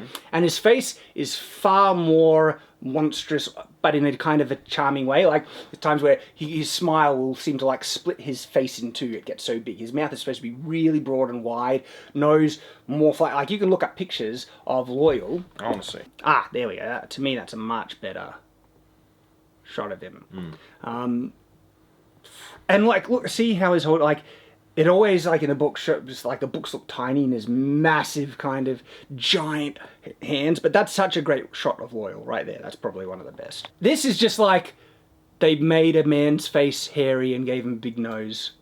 And that's supposed to be an Ogier and is only slightly taller. It's because this is the thing. He's supposed to be so tall and so different from a regular human that Rand, when he sees him, screams Trolloc, thinking he's looking at a Trolloc. Now, because he looks just like a slightly tall person with a big nose and then hairy, Rand's reaction to him, he draws a sword in the show, feels really disproportionate. Like, because he does not look like a different creature from a human in this. And so... Rand's response is does not get sold at all. So in terms of his personality, most of it works except there's a bit of a fail. Like the dialogue is kind of flowing. Is like Loyal first sees him, and then he's a scholar, he's a reader, he loves reading things, and so he does notice odd things like, an Aielman, I'm happy to meet it. I'm not an Aielman, I'm from the Two Rivers. It's like, an Aielman from the who doesn't know he's an Aielman from the Two Rivers. That's an oddity. I like oddities. I think that's actually really good. It's funny. I pointed out good lines and dialogue in the previous episode. That's like one of the few things. It's like, then something weird happens. Okay, Rand was just told that he looks like an Aielman. This would be kind of big news. What is that? Yeah, so we saw a dead Aiel in episode 2. Remember the person that was in the cage? Oh, yeah. And so Rand is now told he looks like an Aielman. But how could he be an Aielman if he's raised in the Two Rivers? It's all really... And this is actually technically the first time Rand has even learned this in the book, in the show. In the books, he gets hints earlier on that he might not actually be from the Two Rivers. Okay. but this is the first time, so this should be hitting him really hard. You know what his reaction is? What? Oh, look, book. And he picks up a... What's this book? He doesn't respond to it at all. He's just like, oh, I might be an Ioman, I might not be from the Two Rivers world, shattery thing. Oh, look at this, shiny. It gave me whiplash. It was like, what? Yeah, it was just, oh, look, book. And then it was the Tales of Jane Fastrider. So, this might, like, one, I hate it that it just jumps. It's like jarring change of subject. It's like, you just got a really significant thing. Non sequitur. Yeah, total non sequitur. And then there's a concerning thing. It might not be followed through with later on, but Jane Fastrider, in the books, it's Jain. It's a guy. Did you get that impression? They're going to change it to a woman. And they have. Well... Because he literally said, a girl I knew used to think she was Jane Fastrider in a previous life. But there's even more. Like, the wording is, had a friend who thought she was Jane herself. Now, if the herself was referring to the girl, it would have said, I had a friend who thought herself Jane. Or thought she was Jane himself? Yeah, but by saying herself after Jane, the literal wording is actually describing Jane as a woman, not a man. You know what? I'm joining the White Cloaks, man. I'm joining the White Cloaks. I've had enough of this female supremacy. I'm joining the White Cloaks. Now, again, if it was like one-off, look, okay, you know, I would like to know the reasoning why they felt they might change it, because, like, I think sometimes there is an interesting reason where you might want to change the gender of a character to do some interesting things. Brandon thinks he is intending to do it with... He's wrong. With Ham in Mistborn, but it's the culmination of things, okay? Like, look what they did to Matt's dad. Look at how much bravery the guys are showing, okay? You know... Tom, you know, he doesn't get to teach them nearly as much as he was, you know, be this cool father figure to teach them all these cool things. You know, Lan is nowhere near as stoic and strong as he was before. And now Jane Fastrider is a girl. It looks most likely that is going to be a woman. Now, look, if he comes up and that is not, and it was just a slip of the writing here, fine, I'll take it. But right now, it seems to be completely in line with a lot of other changes that they're making, which seem to be conforming to a certain more acceptable portrayal, doesn't it? And then I'm left with the question, once again, I said it a lot, why? Why would you make this change? Can I tell you why? Does it... You legitimately think, would this improve the show somehow? I can tell you why, Shad, if you'd like to understand why. I know why, Oz, but... You know why? Is it rhetorical why? Yes. Okay. Whenever I say that, it's rhetorical. Okay, so whenever you ask me a question, it's rhetorical. Look, okay, I can get over the... Because I know the cause, right? I can get over the cause. Mm-hmm. It's the symptoms that cause me pain. Yeah. And look, this wouldn't be much of an issue if we still had a good show, right? Yeah. Imagine, like, if Wheel of Time was true to the books and portrayed the characters properly, given them the credit and wins that they need for their character progression, where they actually get to be brave and they're fighting, all those things, right? It wouldn't bother me if they changed the gender of a character. But we're not getting that. We're getting crap. And we're seeing overt signs as to the reasons why. Yeah.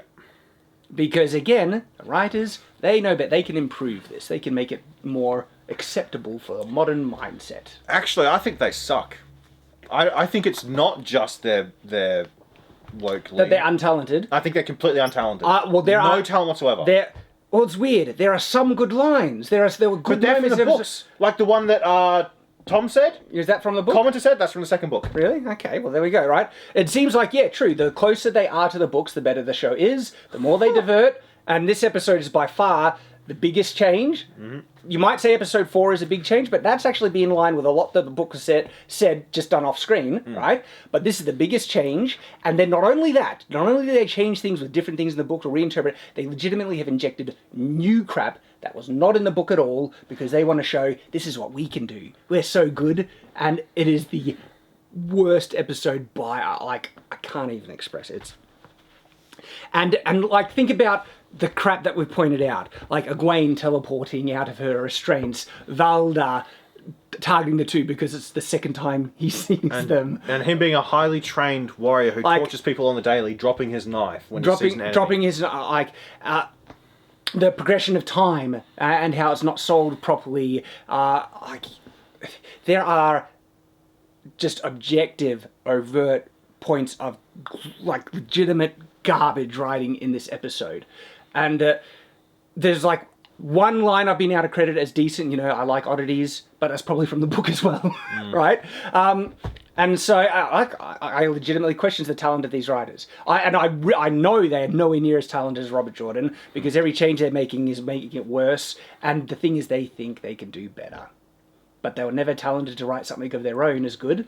They can't. If you think you're that good, write your own great property. You know what? If you're wondering if I have any clout to say this, yes, I have a successful fantasy novel out there that's rated very highly as well. I know quality writing. I've studied this for ages, all right? I'm not talking about this just out of the hot air. And even if I didn't write a thing, if I understood it and had the same criticisms, I don't need to have written a novel to give me clout, but it shows I can put into practice what I'm talking about and make something that a lot of people friggin' like. You don't need to be a great chef to notice there's a turd in your burger. Yes, you know? yes. Like, but I would credit criticism and review from a great chef like Gordon Ramsay with a lot of... There's a poo in this burger and it's wrong! And when Gordon Ramsay rages, you know it's justified. Yeah.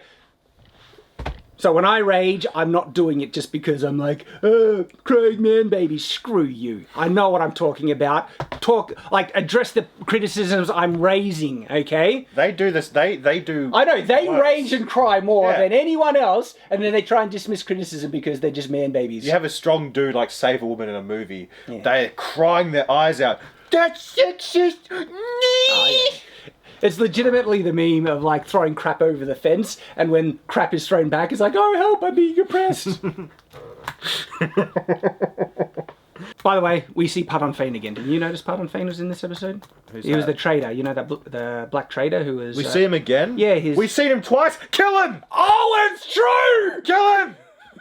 If I see Lan again, oh man. Oh gosh. Loghain is now being paraded through the streets in Tarvolan. That was originally in Camelin. They had two of the same cage for him?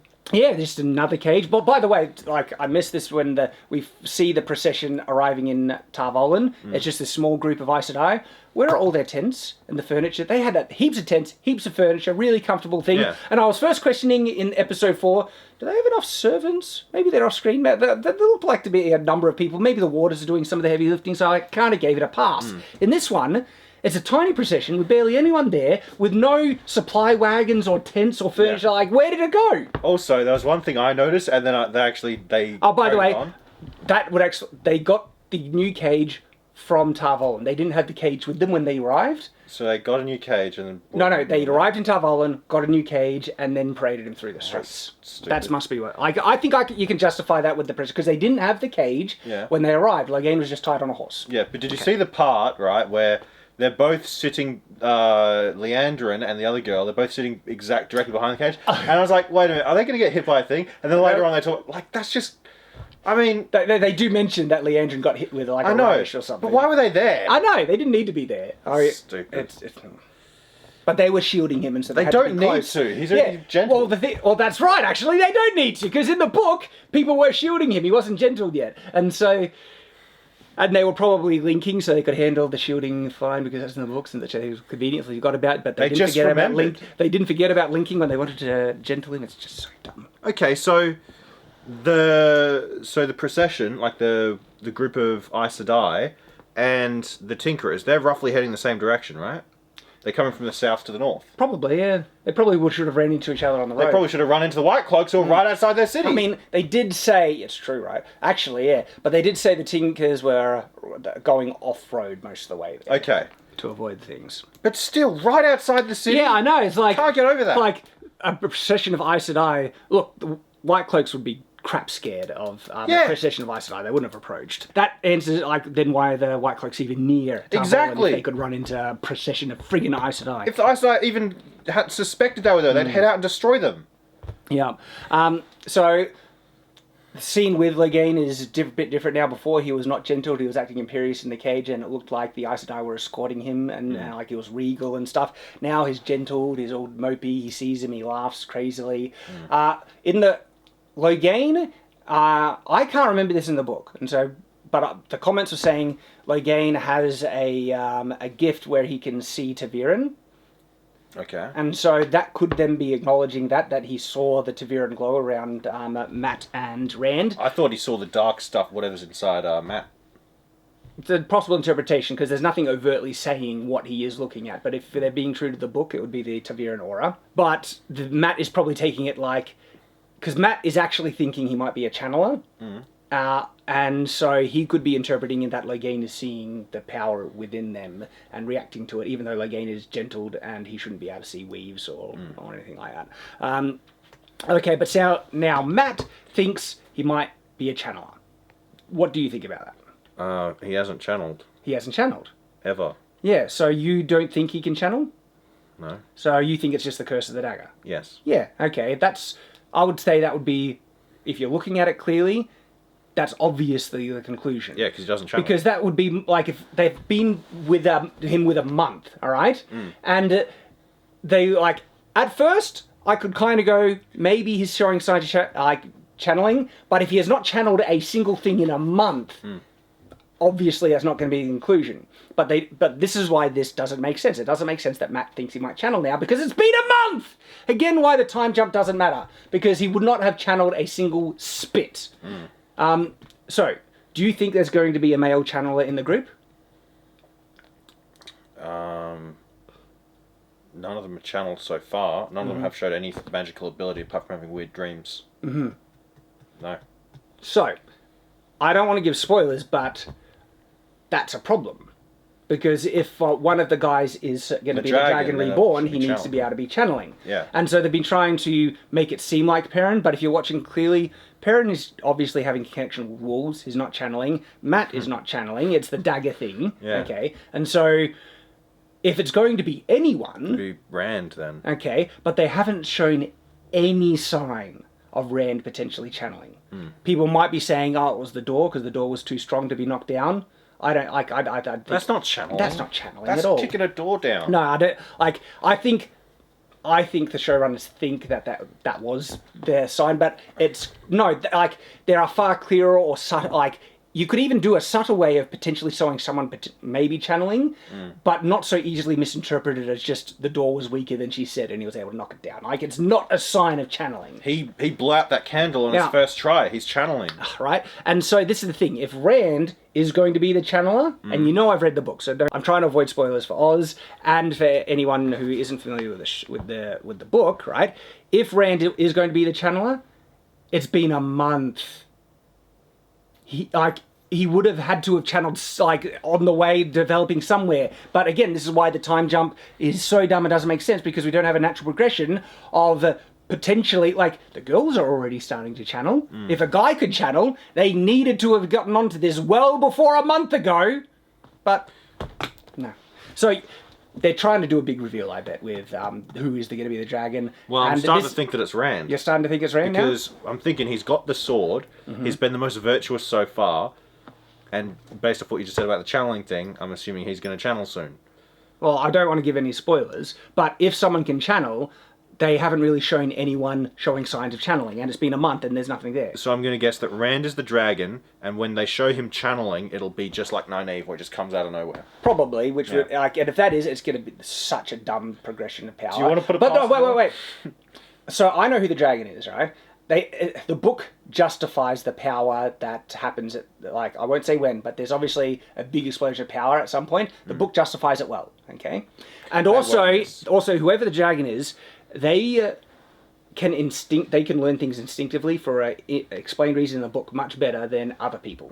I won't give any spoilers on that either. Do you care if we spoil this? Yeah, because I was trying to avoid it for you guys. I think a lot of people watching, especially if you have any book knowledge, you would know. Well, now I'll be looking a lot more carefully. So, yeah, they're not setting this up well at all. And because they're trying to make it a mystery, they are actively avoiding the progression that the dragon needs in the book, so they don't spoil it. And so this misdirect who the dragon, At first I was like, maybe it's causing people to watch more. It might work, we'll see. I'm now saying that from seeing it more, it is not working. They're not giving the dragon the proper progression that he needs and development because they don't want to ruin the mystery. And so, again, they think, figure it out! They think that they can do something better than the books. And it's like, because we're so clever. No, you're not! And you're just ruining crap! And this is another friggin' example! What if they still make? What if they change the dragon from who it is to a woman? What if they do? Would you put it past them at this point? No, because I think they are trying to maintain the mystery so much that it's pretty clear who the dragon is in my mind, even in the show if you don't know the spoilers. But again, because they're doing that, they're not giving that character proper progression and everything like that, and it's not going to make sense, and they think they're so... I bet they thought this was so clever. What if we make the dragon a mystery, guys? Even though that means we need to pretend the dragon might be able to be a woman, that means it's going to ruin the mythology of what the dragon is because it has to be a male channeler and he'll go crazy. We don't care, because we don't freaking care about the books. Oh, this is a dumpster fire show, isn't it? Like, look how bad this episode is. Actually, a dumpster fire is garbage on fire, right? But this show isn't even the book. It's just garbage. Like, it's not the book. So there's, like, especially this episode, but there are, like, the characters are not being true to who the character, like, the characters that are probably most accurate to the characters is Perrin. They haven't, thing is, even though Perrin is in line with his character, I feel, because of the wife thing, he's dealing with how Perrin would deal with it, but that means it's causing issues with this narrative. Like, he's not strong enough as he should be, he's doubting himself too much, he hates himself too much, and everything like that. And so that's a big change. So even though Perrin is kind of being portrayed accurately, because they made all these other changes, he's doing a lot of things different to what he would have done in the book, because they've changed so much. Okay? And so... and then they're not their characters are more cowardly. Matt, I really don't like how they're depicting Matt. Rand is mostly in line. I reckon I'm seeing a lot of similarities in the show version and the book version. Nynaeve is alright. Egwene, no, they're like, I guess, girl power, right? Yeah. There are things that Egwene would be crapping her pants at, but no. For Rand, though, for me, he's turned on a dime. Because at the beginning, he was relatively normal. Then he was really pissy and angry at not Nynaeve, at Egwene and which Rand. I think is justified. See, I felt that was in line with his character, but keep going. But he was so whiny, like a baby, like Anakin Skywalker. Yeah, the no, I agree. Yeah. The no part was pretty bad. Like, and I reckon our lives, I just spewed a bat. That would have been, but anyway. Yeah, and now he's turned on a dime again. Is there any consistency with these characters whatsoever? Well, I think Rand is mostly consistent, but we're free to disagree. We're free to disagree. And I won't cancel you for it either. You won't cancel me for it? Oh, I might cancel myself just to be safe. It's amazing. I actually kind of like how much we disagree on this, because, people need to realise it's fine to disagree. Oh, yeah. You and I disagree and get stuck into it massively, and we're perfect mates. Yeah. It's like, but people get so, how dare, you're affronting me, you're attacking me by disagreeing with me, you must be a bad person. Grow up! Matt thinking he can channel, honestly, is, obviously false, and they wouldn't think he can channel because he have you sensed the male side of the power at all? Have you sensed any power at all? Matt would say no, because he's obviously dealing with the dagger thing instead. And so this misdirect is not working, and it's also dumb, and they're not selling it or anything, and now we're losing progression of who the dragon should be. Wait, so he's been with him a month and he hasn't questioned the dagger? I'm sorry. Yeah, I mean... Dude, where'd you get that dagger? Yeah. Oh, from the evil city that's full of evilness. And you've been getting sick ever since you picked it up. Yes, that's right. Gee! Maybe get rid of it? 1 + 1 = what? It's really dumb. But they pick up on the dagger much sooner. I mean... Oh, they do eventually pick up on the dagger? In the books they do. I don't know what they'll do here. He's going to keep it here. And if the dagger had the same rate of corruption, Matt would be completely gone by now. So yeah, it goes to the scene with the water getting dressed, and this is where the episode already was really bad, right? But they were trying to squeeze in thing like, okay, Logain getting preceded down the street, we're changing location, it's still kind of a book thing. Perrin having a confrontation with light cloaks, it's done really bad, still kind of a book thing. Here, this is where it's completely off the rails. It's no, we're just going to make up crap because we want to just pleasure ourselves and make ourselves, we're so smart, look at what we can do, we can make all this, and it's pointless. We don't need to know what this water, it's set up fine in the previous episode, we know waters go, have trouble dealing with it, we don't need to drag it on, and then the amount of crap this guy lumps on himself, he's like, he's pathetic, he was a drunk, I wasn't worthy of her, I was privileged to be her friend, he has no self-respect at all, but it's the ideal man. it's the ideal man, it really is. It's like, this is their Uberbench. it really comes off like, this is how all men behave like this, remember? You are privileged to be in a woman's presence and everything like that. Bow down.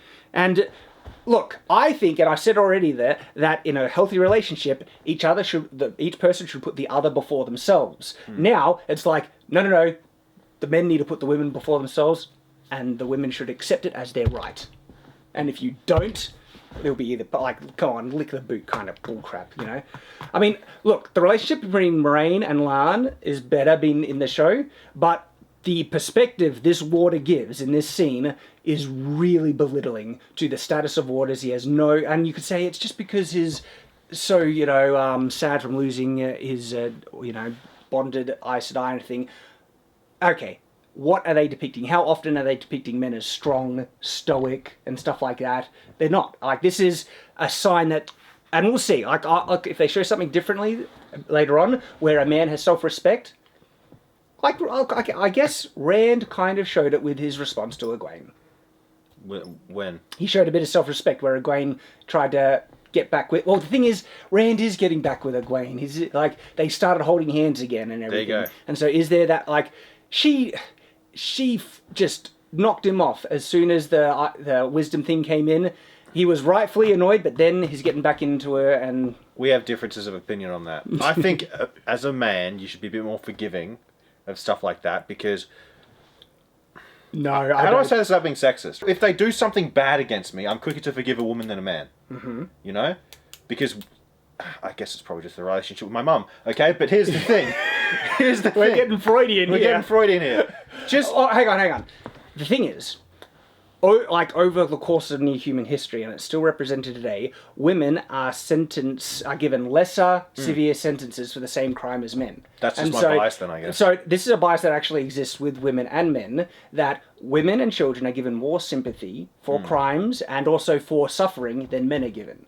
That's actually a statistically recorded fact. You can have seriously, look at crimes, same crimes between men and women, men are given more severe sentences. Well, men have higher expectations. So, before people jump on you and call you sexist and everything like that, you're actually describing a very common reaction that people, not just you, not just, men, but also women have, that they give more compassion to women on average. Yeah.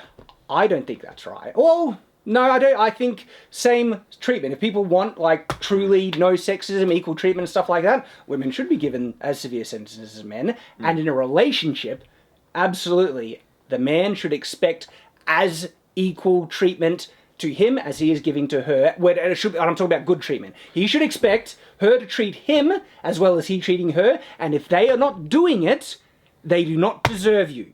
Do not get into a relationship, a one-sided relationship. Don't be a whipping boy. Yeah. But at the same time, like, there's different expectations based on ability and, like, where people's strengths and weaknesses are, especially between the genders. So that's what I'm talking about. Mm-hmm. Men are more emotionally stoic, so they can afford to be more forgiving and understanding. So I want to just jump on the emotionally stoic part. I actually think men easily can be very much as emotional as women. It's how we express it. Men internalize emotion, women externalize. They express emotion, men process it and internalize it. But men can be hugely emotional and messed up. But the thing is, the act of internalizing emotion is not a negative thing. It can be a very positive thing in the right circumstance. For instance, if you're on a battlefield, okay, and you just see something really traumatizing, is it better to become hysterical or to internalize it and deal with it later? Say a prayer and... Well, Rand says it's like, right on. Okay? And it's hard for Moraine to do that. Because she's a lady. Well, it's an accurate depiction of what is more common female behaviour. It's not to say it's universal, but on average, these are the observations, right? Seriously, go read Men Are From Mars, Women Are From Venus, okay? People have been pointing out these differences for ages. Clinical psychologists, there's studies on it, it's already done and confirmed. Yeah. Men and women have different natural behaviours that are more representative, right? Now, this is the thing. A lot of the behaviour is the same, it's only in the extremes, okay? in the show? Or what do you No, mean? no, I'm talking about clinical psychology stuff. I'm talking about things men and women like and stuff like that. You see the humps, and it's only slightly skewed, and it's in the extremes. And what I'm saying is men and women are far more alike than they are different, but the differences do matter. I mean, No, it's true. We're still humans. We're people. no doubt, compared to every other form of life. Yeah. But we're still very different. Well, the differences matter, and if you are aware of them, they can actually help in understanding. Like seriously, when I got married, I had to learn how my wife processes emotions, goes through things, everything. It's very different to what I was usually, exposed with. Because what am I exposed with? My mates. Yeah. And I'm used to dealing with male relationships. Get into a long-term male and female relationship. It's a completely different ballpark. Yeah, women are weird, aren't they? Women are so weird. Like, seriously, there's been many times when my wife is dealing with something and she comes to talk to me about it and she's telling me, and so I'm like, all right, we can do this, this, and this, and that's just frustrating. I'm like, what? No, I don't want you to fix it. I want you to listen to me. Yeah, like what the hell? I don't what? If you're complaining about something, why don't you want to fix it? But they don't need that. They need the emotional validation. Well, my wife does. And that's women do, man. That's far a more woman representative. Thing. Yes, it's true. And so learning is a wonderful growing thing, okay? It's made me a better person in learning to get along with my wife. That would frustrate me, though. Dude, I'm sorry, but if my woman said that to me, because I'm just not as accepting as you, I'd be like, well, then don't talk to me about it. And that's why you're not married. Yeah, probably. I'll take that knife out of the heart and just thanks, man. No, you got to take from the back. Yeah, there you go. Yes. Can my balls back too? Thank you. Thanks. Just screw them back on. There we go. Ooh, tingled. That. Yeah, I'm single. Obviously. I have hope for you, Oz. I have hope. Well, yeah. All right, this was a far more interesting conversation than the show. Yeah. As the comments keep saying. But, okay, so yeah, the guy is just like, I'm pathetic, I am worthless, she was everything to me, I have no self-value, blah, blah, blah, blah. It was really...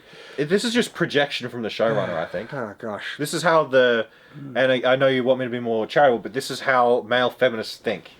This is what they believe. I've seen many examples of it. I'm not saying it's all, because I know men who identify as feminists who are not like that. Okay, so now we get to the white cloak scene and the rape wash of Egwene was just weird and out of place. Yeah, what was the go there? So, again, about cause, reason, explanation. Okay, if they need to be ritualistically purified before becoming forward the questioner, why wasn't Perrin? Yeah, I know, right? I was just thinking that. And so, what reason apart from here's an attractive woman, we want to rub ourselves up all over her naked body and everything, men bad, woman victim. Yeah, like that. Like, is there any other, like, if they didn't do it to Perrin, it seems like they really want to show the White Cloaks as creeps, as abusers and things like that. And again, they're really doing a disservice to the White Cloaks. They weren't nearly as wholly bad to that level. So now we come to, again, why is he torturing them? And I wrote this, like, in the scene, like, what is causing him to do this? And then he eventually says... I saw you twice. I saw you twice. It is, like, I couldn't believe it. I mean... Because Perrin has done Perrin and Egwene, they've literally done nothing to make them suspicious. But it's like, I saw you twice. I cannot believe it. And the difference between this and the books, where they had legitimate cause, Perrin killed one of their numbers, right? Yeah. And without knowing why, to them, he's a murderer. He went out of the blue, and technically he was defending the life of a wolf, right? That's what they would have seen. Now, Perrin was in a bit of a trance and is having trouble figuring out why he's having a connection with wolves, but he's starting to see them as individual people, and so that was like defending a person in Perrin's, fevered mind. Again, none of this progression is up to this point. This is the most wolfy stuff that we saw in the show, but it's still confusing, and he's becoming a furry. You don't exactly know what's going on with Perrin. Like, what is this wolf thing? Because you cut Elias. So they ran into a guy named Elias who travelled with wolves on the plains, and it was crucial. He explains really important information about Perrin, but they cut it, and they could have fit Elias in again, because there's so much just pointless fluff already in this series that if you got rid of some of this fluff, you could have brought in Elias. Like the funeral, why do we need that? To remind us especially, that they died? We had over half an episode that was just needless crap. And if you got rid of that, you could have fit in so much important book stuff for character progression, and the show would be so much better. But no. And I bet they don't have faith that a lot of these scenes in the book would have held up. I do have faith. Like, it's really interesting, this interaction with Elias. Was he a friend? Is he a foe? What is he saying? He tells them something really confronting, what parent might be and everything like that. This is all interesting stuff. Okay, that would have made great scenes and everything, but I get the feeling that they thought, oh, it'll be too boring. Again, they don't have faith in the source material. They don't respect it. I don't think it's the boring. I think it's literally I cut out the parts I like. Like, literally, they cut out the heart and just replace it with more intestines. That's what they're doing, man. Valda reveals some really significant stuff which makes the overall show even worse. So episode, I think it's 2, where they meet Valda. Remember our main criticism in that scene?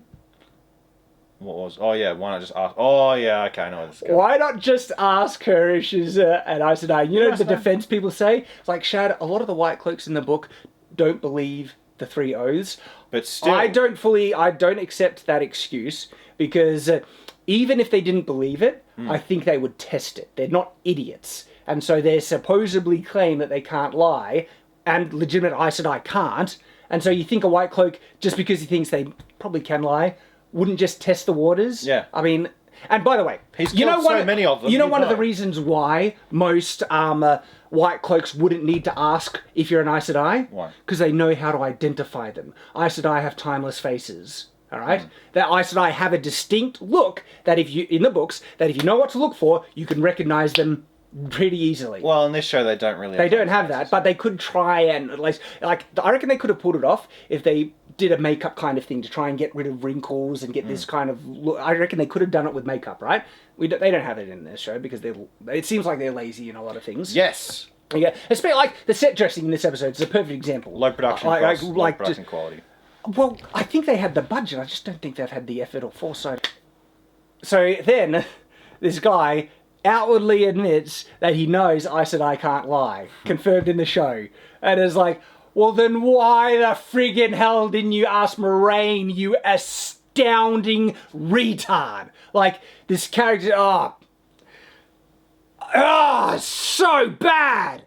Okay? And so, look, it's not sold on multiple levels, because not all the White Cloaks are dumb. They know how to... So, in the book, even if they don't trust who are Aes Sedai, they know how to identify Aes Sedai. If they couldn't identify Aes Sedai, you really think they're not just going to test if they can't lie and ask them a question? They're literally called the questioners. The first question will be, are you Aes Sedai? Yeah. And it has to be yes. And then it's totally confirmed in this episode that in the show at least, this guy knows Aes Sedai can't lie, and so it makes him the biggest moron in that scene, and validates all our criticism that we had for that scene. Yep. Then, interestingly, he establishes something that's kind of like... In the show, a lot of the Aes Sedai do use their hands for their weaves. I remember, correct me if I'm wrong, but this is my memory, is that it's a force of habit, and just to help them focus, but most Aes Sedai can weave without their hands. It's a little bit more difficult or tricky on the more complex things because it does become a crutch. I do believe even in the books, there may perhaps are some Aes Sedai that got it so much that they can't weave without their hands, but I never got that as a general thing. Okay? Here, it's basically confirmed that this adaptation basically says that it is a crutch for most Aes Sedai. Even though that you can weave without your hands, they've taught themselves this way and it becomes a crutch and they can't do it. Because the thing is, I do remember in the books that one of the characters sees a woman do a complex weave without any hand waves at all, and it stands out to her as like, oh wow, that's impressive. So I don't think, correct me because I just can't remember the specifics on this one, I don't think that was saying Aes Sedai can't weave without hand motions. It's just it's more difficult, and it's so common for Aes Sedai to do it that stood out, that she just cast this really impressive weave without any hand motions at all. And so anyway, in the book it is confirmed that barely any Aes Sedai can weave without hands, and so it is effective in chopping off their hands to stop them from weaving. Which makes them massively vulnerable. There's their weakness, just chop off their hands, people. That kind of explains why that Aes Sedai didn't cast anything. Her hands was chopped off and stuff. She must have been one of the crutch. I don't like the excuse. I think it's not accurate to the books. So, okay, so that means that Egwene is really powerful because she managed to do it without doing all that. Well, she hasn't learned to weave with her hands yet, so she hasn't been taught to get into the crutch motion. So I don't think that's a plot hole in that she managed to do it without hand motions, even though she did bring fire into her hand, so that technically is using her hand. So technically, an Aes Sedai, she could have just cast fire without projecting it from her hand at all. Okay. So maybe she is doing the crutch already. In the scene, I've already mentioned it, let's just break it down. Egwene is acting legit scared of, whatever his name is, I forget now. She's really, really scared. But then, when he threatens to bleed her dry with the knife on her throat, she does this 180, where it's like, just go ahead and do it. And I was like, what? It's such a flip in her response that it came off really unreal. Because they have to show powerful woman. Yeah, but strong woman. If that was the intent, they could have done it that she was more resistant and showing bravery from the beginning. But that would have been contrary to Egwene from the books, where she would have been crap scared at this point. Like, really. Because panic she has to build up confidence and strength throughout the whole book, and it's great. Yeah. She becomes really confident, like crazy so, and it's always a testing, and she goes through this whole really important arc in a certain area in the world with these group of people that teach her strength, confidence, and she becomes like, she's the same character but much stronger. The progression is done great, but no, she can't be weak at the beginning. She's got to be But that's the thing, panic doesn't simmer down the closer the blade gets to your throat. It just came off as such bullshit. Like, come off it. Right? No, I am strong woman now, and I will not be intimidated by a pig like you. And like, did the guys react? Like, so look at Rand and Matt. Do they react with such bravery at any point? No, they ran away from a girl with a knife. No, like, they can't have the guys react strong and brave or anything like that, and they were brave and resisted and fought and protected themselves in the book. Can't have that at all in the show.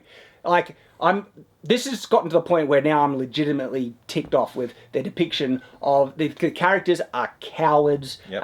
And they've shown no strength, and what's really annoyed me is that they're willing to show characters that depict strength and bravery, but it's only because of Egwene. And so which character they're willing to show as brave and strong now, and which character they're willing to belittle and show to be cowards. Yep. And this legitimately offends me because the book is great. It's such a disrespect to these characters, these books. Imagine if Lord of the Rings was like this, and then realize that we are going to see that in our lifetime. Oh, God. I can't stand it. Oh, man. So you wonder why I'm actually angry about this. Yeah, episode, your face right? is literally red right now. Understandable though, man. I getcha.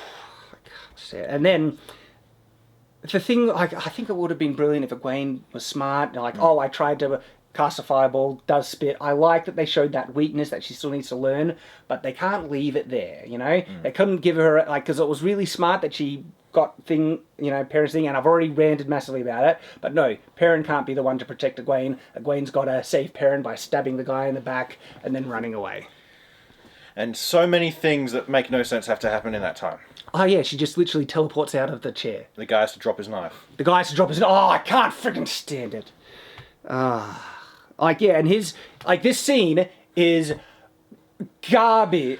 I can't express how bad this scene is. From beginning there, nothing makes sense. The characters are flipping on a dime. Egwene comes in afraid, then she's strong. The guy's all in control. There's supposed to be this question, and then suddenly, look, granted, maybe you get freaked out a bit because golden eyes or whatever, but you have a knife. He's unarmed. Yeah. Okay? Also, just you think you're not gonna... If you're more afraid... Would you not? You've got a knife. You reckon the greater fear would make you more hold on to the knife, not drop it? There's fight, flight, and drop the knife. Those are the three things. Granted, if someone just totally gives into fear, they're already dead, there's no hope fighting, they drop the weapon then. But I didn't get that at all from this guy or... Also, the contrivance of, I'm going to kill you or him. I'm going to torture him until you do what I want. But in the meantime, you guys chat, I'm going to go, and we're going to go to another scene. I'm going to leave to let you talk about possible ways to escape and not keep you under guard or observation at all. Or not have someone listen from the outside to get potential information. And then they don't even discuss escaping. It's so bad! And also, just icing on the cake, his torture technique is garbage. Just cut a clean little cut. Actually, it'll hurt, but there's a reason why when you really want to inflict pain, like burning on the skin, flailing on the skin, we have nerve endings on the surface of the skin. Yeah. Doing a nice, clean cut through the skin, that's like a surgery kind of cut that people do to try and avoid as much pain as possible. Yeah. And his version of torture is that. It's like, he's like, I'll bleed you dry. It's like, if you want to torture to inflict pain, there are astounding and shocking, disturbingly creative things people have done to historically to torture and inflict pain. And that was just like, this guy's supposed to be a questioner, talented in and he doesn't even know how to torture people properly. In Game of Thrones, there's a character called Ramsay Bolton. You know about Ramsay Bolton? Yes, I He do. says, I'll stop torturing you when you beg me to cut your finger off. And that's the Chekhov's gun. And then do you know what he does? The guy's hand is up like this. He cuts his finger open like that and starts pulling the bone out. And then the guy begs for it to be cut off. Like, that's torture in a show. And do you know why he's doing that, this bad character? Because he enjoys it. Because he enjoys it. Like, that's a scary character. But this dude is like, hello everyone, I'm going to torture you until you use your magical power. It's like an evil Harry Potter villain. But less scary. Yeah. Oh. He's Voldemort. Oh man. What a dumpster fire. Like, I hope people see, we're not just trying to crap on show because of show. No, these are legitimate objective points of astounding crap in this episode. Oh, gosh. Oh, God. I can't get over it. This came out of Amazon. And when I say this came out of Amazon, I mean like that. It came out the bottom end of Amazon. There's a talk between Leandrin and Nynaeve. It's mostly unnecessary. They already presented, machinations, Aes Sedai politics and things like that. And this is where I got the impression that they're giving so much screen time to Leandrin that it seems like they're trying to set her up as maybe a combination with Elida. And again, the scene, it's empty, no other Aes Sedai around. That scene between Moraine and Nynaeve? I keep thinking Navani. Nynaeve was so awful writing. It's like, you're feeling this, this, and this, and now you're feeling this. I felt the same. It's like, no. How about you have the character, tell a bit of a story about how she's feeling, not just you tell the character how she's feeling, because it's just directly telling the audience. Yeah, look, I see your point. I didn't get hung up as much. Moraine's supposed to be insightful, and she's trying to preempt how she's feeling to try and manipulate Nynaeve into doing what she needs to do. But yeah, I can see what you're saying there. Going back to the Leandrin scene, so there is another men bad thing where it's like it comes from Leandrin, and look, at first I was willing to give the negative, men bad comments from Leandrin a pass. Yeah, me too. Because she's evil, man-hating, like Aja. But at the moment, there's very little counterbalance. It seems like this is the only... It's like, whenever they want to make a comment on gender dynamics in the show, it's coming from Leandrin because she gets to say the things that they want to be said. Yep. Because, look, she says this. This is from Leandrin, this episode. Women hold the one power, but men still control much of the world. Are you kidding me? Women are the only magical people in this thing. They literally have their own towers in their name, and they have men running around warding for them. And men still have so much power. There are many female monarchs in this world. Yeah. Just look at the Queen of Andor. I forget the country that they go to. And it's there's a big scene between Matt and this female leader. And Matt wears a lot of lace and stuff, and they get into a kind of relationship. I forget her name, but she's a female leader. It's like women hold really strong leadership positions amongst the sea folk. I think some of the only fully male leadership is maybe amongst the Tyrans, the Tyran lords there. There's a couple of kings out, but it seems like more of a balance between male and female monarchies. And then the monarchies that have male leadership, women have such insane influence. The character Fail, where she's from. I forget where she's from, but her father is an important character and anything, but when you see the mother and how much influence she has, the wife in that relation, women have such influence and power in this world that line, you're right, comes off as and It's still, like, it's literally a line from our world injected into a world that does not show that doesn't at have that at all. all. And not only that, the male leaders, everything, Aes send themselves to every monarch to counsel the monarch, like, and try and control these countries as much as possible. Like, there is insane female power and leadership in this world. And for Leandrin to say a line like that is literally, it's like, that's a modern sensibility trying to be injected to say, you know, it's bad that men are in most power. And I have a legitimate question. Does that mean it would be bad if women are mostly in power? They won't say that, but that would mean they legitimately feel that women are superior to men, and I would think that's sexist. It's like, no, it has to be perfectly equal. You'll never get perfectly equal, okay? People are not like that. They're not the same.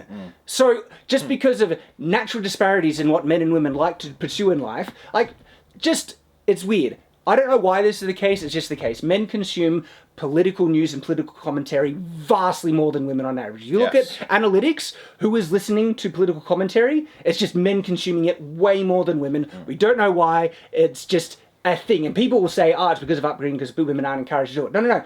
Even in places where women are encouraged to pursue the disparity things, gets bigger. yeah, that men usually, the disparity actually gets bigger. They've done studies on this. Women like things, men like things. And so you wonder if men are consuming far more, are more engaged politically, that more men end up being politicians.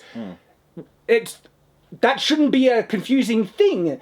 And look, women that get in politics, great, all power to you. If you make good policies, I'll vote for you. I don't friggin' care what's between your legs, okay? But a good male politician is going to listen to all the people they represent, both men and women. And so if that's the case, I don't friggin' care who's in power. But they, like, lines like this, it's like, they really do care. And to me, the gender of a person in power means spit compared to the policies that they make and who they're listening to as their constituents and stuff like that. And if it was all women, I'd have as little care about it if it's all men, as long as they're listening and representing the policies I want. And so this idea that more men in power, sexist, is, I feel, a actual sexist thing if people have an issue with it, because they're showing that gender matters more to them than the policies. Like I said, if there's a female leader, or like, if I lived in the Wheel of Time with more female leaders, if they're representing me, I'd vote for and support them just as much. To me, it's a more sexist thing to think that the gender of someone makes a difference in terms of their opinions and what they're going to say. You just listen to them. It doesn't make them better or worse if they're a man or woman, if they're fulfilling the job they need to do. The biggest thing for me in leaders is whether they have kids or not. You reckon? If they don't have kids, I think they'll make poor. It's interesting. People have kids I can see that they're concerned about the future, that they want a future for their children and stuff. And they've actually had an experience where something matters more than them. Yeah, and they're helping perpetuate, the human race, and they're giving back. Because when we are born into a world that is so blessed, like the modern world is amazing, like, study history, okay?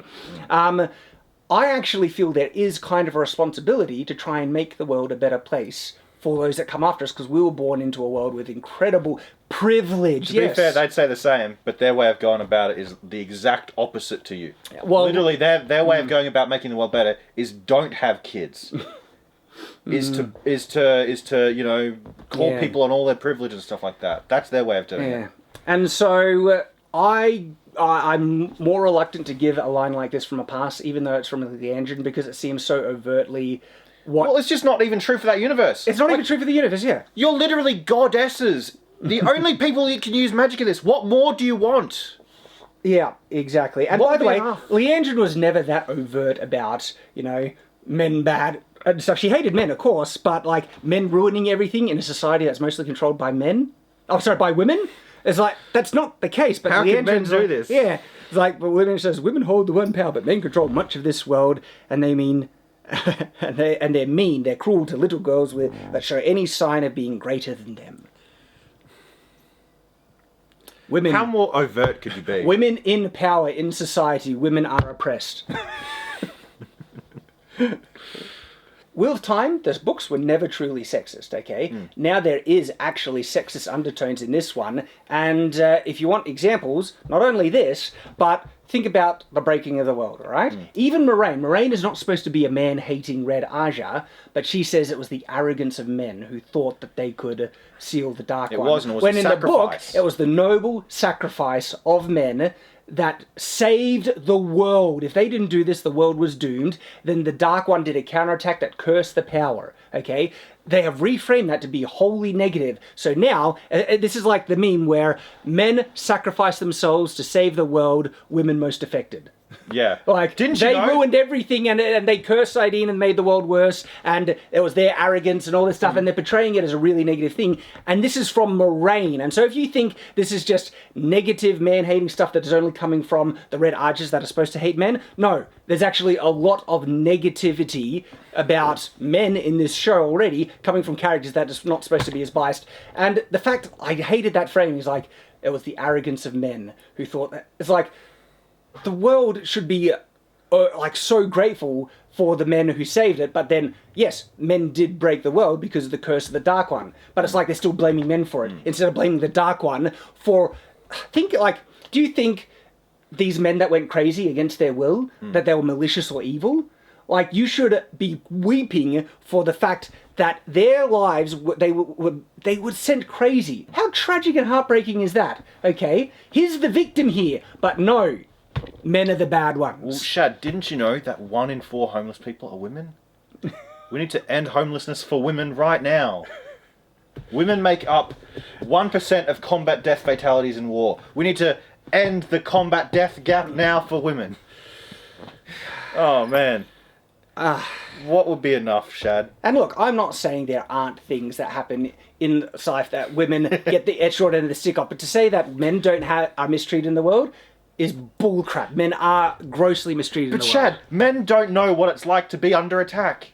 Oh, yeah, like, the vast majority of workplace fatalities is men. Men are sentenced far more severely for the same crimes as women. Vast majority of homelessness is more men. Men commit suicide more often than women. The vast majority of deaths on warfare are men. No,